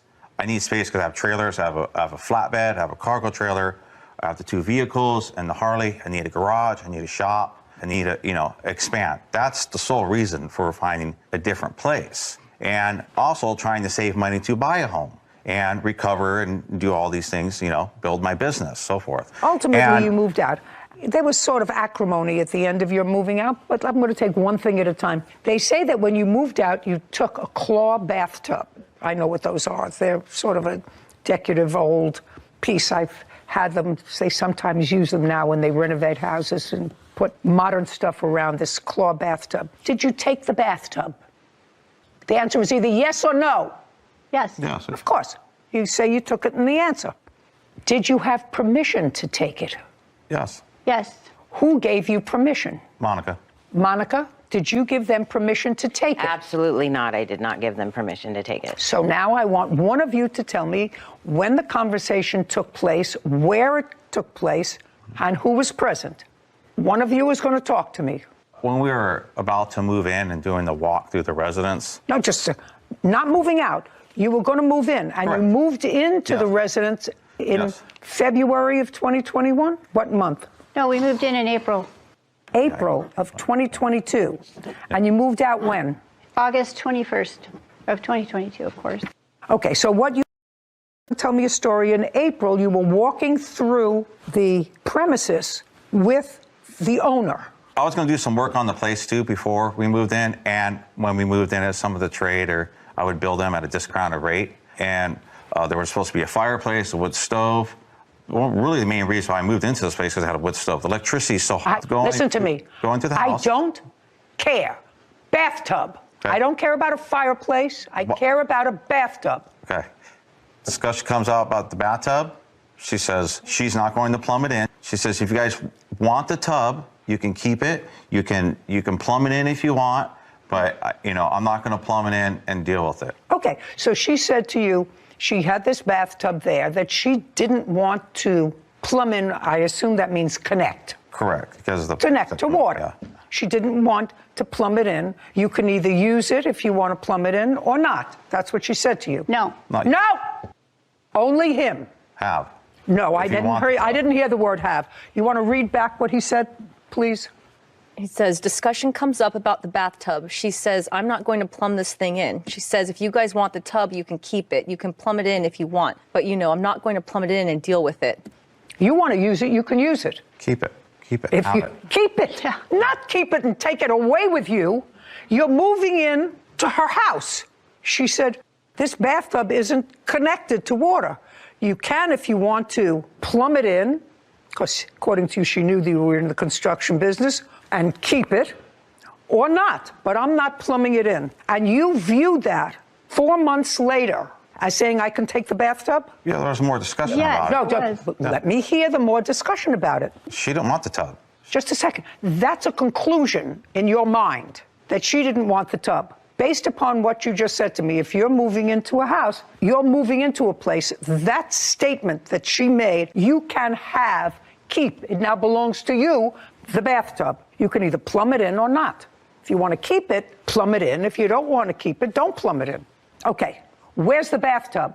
And storage. They get it back. 5 days. She said she was going to halt. 5 days. Thank you, Your Honor. 5. I'll give you an order. Is that all you have to contribute to this case? Some other witnessing, but that's... Then, as a witness, you can sit down. You're getting your bathtub back in 5 days. Okay, thank you, Your Honor. Good. Now, let's talk about the next thing, which is damages to the duplex. So they moved in April. They paid rent in April? Yes, they did. They pay rent in May? Yes, they did pay for May. And June? No, they have not completed their payment for June. How much was their rent? $1,200 a month.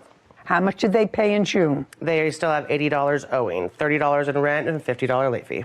Okay, I'm not interested. About July? Nothing. Was there any rent in July? No payments, no. Did you live in the premises in July? Yes. You were evicted on 8/21. Up until the 21st of August, were you living in the premises? Yes. Did you pay rent in August? No. Okay. Now you want to tell me why you stopped paying rent in July? Yes, on July 10th, there was a flood in the house. July 10th, there was a flood in the house. From where? We believe it was a spigot. No one ever told us where it came from. Well, you're living there. They're not living there, right? You're living upstairs there. I'm only going to listen to one person. I'm not talking over each other. Is that you or your wife? Me. Fine. You're living there April, May, June. July, there's a leak. I'm living in a house. I know where the leak came. It comes from a ceiling. It comes from a something. Where did the leak come from? I wasn't home for that. We came home to the flood. I came home to the flood at like 8:40. Was it coming from the apartment above you? No, it was not. Where was it coming from? I called Monica and I said, oh my God, there's water everywhere in the house. What's going on? She didn't know what was going on. So we were trying to figure out where to turn the water off at. I'm still trying to figure out, if you lived there in July, why weren't you paying rent? Shauna Hellerman and Monica Tway claim their former tenants, Carl and Renee Antonucci, owe for unpaid rent and a bathtub. Carl and Renee are countersuing for property damage and loss of income. Okay, was it coming from the apartment above you? No, it was not. Where was it coming from? Apparently it was a broken plumbing pipe from the front spigot leaked underneath the house and came up through the subfloor. So there was a broken internal pipe, as far as you know. Now, your husband's in the construction business, he says. So when the flood happened, did you try to find the source of the flood? I wasn't home, Your Honor. Where were you? I was at work. Well, eventually, did you come home? Yeah, I came home that evening real quick. Well, that evening, did you try to find where the leak came from? I had to get back to work. She was dealing with the cleanup. The water was turned off. And they were sending a plumber or something. Okay. So Monica said she would take care of it, so. So they turned off the water, which is perfectly reasonable because the water is coming from an internal pipe that burst, right? And then what happened? I'm still trying to figure out why. They did not turn off the water until after I got home. I walked in. So I called Monica and I said, oh my God, there's water everywhere in the house. What's going on? She didn't know what was going on. So we were trying to figure out where to turn the water off at. Okay, so that's when the water got turned off. 100% understand you. Got it. Came home, you found water, trying to find where it comes from. Finally, turned off the water. I'm still trying to figure out if you lived there. Behind on rent because I was working and he was trying to get his job situated down in Boise or wherever he could get contracts with his injuries. So what you're telling me, that you didn't pay rent in July because you didn't have the money? No, we did not have the money. Well, that's what I'm asking you. So other than the fact that you didn't have money, there was no reason why you didn't pay rent. We were making payments whenever we could. You paid no payment in July. For Shauna. You made yes, no payment in July. No, in June you did. In June we did. In July June you did not. Listen. And as long as I was still working for them, that was fine when we were late or making payments to them. Just a second. You made no payments in July and you made no payments in August. You had made payments in I wasn't April, pay for May, August and when June. we had a flood. I'm just telling you. Yes. I'm asking you a question. Is the reason you didn't pay your rent because you didn't have any money? Yes, Your Honor. Okay. Then you owe them the rent, $2,400. You lived there. You ate the steak. Wait a minute. Yeah, I'm not speaking to you. Listen, you're a tag-along on this whole thing. You understand that? I think these people were very nice to you. I'm not I probably wouldn't have been as nice. The house flooded. That's why I couldn't pay the rent. I have all the pictures right here. It shut my business down. It shut my business down. That house ruined his flooded. briefcase. My plans were ruined. My computers. There was 2 inches of water at 1,800 square feet of flood. Yeah. Monica says she's going to come over Don't worry. Mr. Antonucci, you can't talk over me, sir. Apologies, but You can't talk over me. I'm older than you are, and I've lived in many apartments, and believe me, I have been the cause of a flood, and I have been the recipient of floods from people around me. Usually, it's an accident. It usually is not an on purpose. Very few people turn on their bathtub and send to my bottom neighbor's house. It's usually as a result of a broken pipe, which nobody can see, or an air conditioner plugs up and the pan overflows and the, whatever they call it, the little water bug signal doesn't go blank, blank, so you don't even know that it's going off, and there's a flood. That's not somebody's fault. So now you have a flood that is nobody's fault, not yours, because you're the tenants. So clearly it wasn't your fault. Not something that they anticipated, not something that they were derelict in taking care of. So now, what did they do once the initial mess was cleaned up? How did they fix it? Did they fix the pipe? We don't know. They never told us. I mean, they said that a plumber came to the house. He left a hole in the ceiling, which I have a picture of. Just a second. You lived there the whole month of July and into August. Did you have water? Just answer my question. You lived there the whole month of July after this happened and the majority of August. Did it flood again? No, because it didn't flood again. And what did the plaintiff do to remediate that? Did they put in fans and blowers? They put in one fan, and then she finally brought 5 more over. So I had 6 fans in an 1,800 square foot house and 1 window that opened. We lived in the basement. So they put in fans. You said they had put in one, and then they brought them. And I plugged them in and brought them and put them on and put them in the bedrooms. In the hallway, in the kitchen, living room. I have a feeling that you're a victim in more ways than one. That's what you're supposed to do. You living there. They sent them over, you plugged them into the wall, that's what you're telling me? And there's also a mold $2,400. You owe them 2 months' rent. And the bathtub. Let's go for next. What damages to the duplex, Ms. Hellerman? We had some drywall damages, a lot of garbage debris, large dump run. Yeah, I'm not interested in that. $2,400. And the bathtub. Now I'm going to get to your count. Damage to a motorcycle, wrongful eviction. Well, you didn't pay your rent, so the wrongful eviction is out. Defamation. What's the defamation? So Monica sent me a text when I quit working for her, and it said, "Thanks for dropping off the keys." I said, "You're welcome." She goes, "Really? Thank you for giving me 1 day notice. No good deed, ... Goes unpunished. And 3 days later, we get an eviction notice on her door. I want to know what the defamation is. What's the defamation?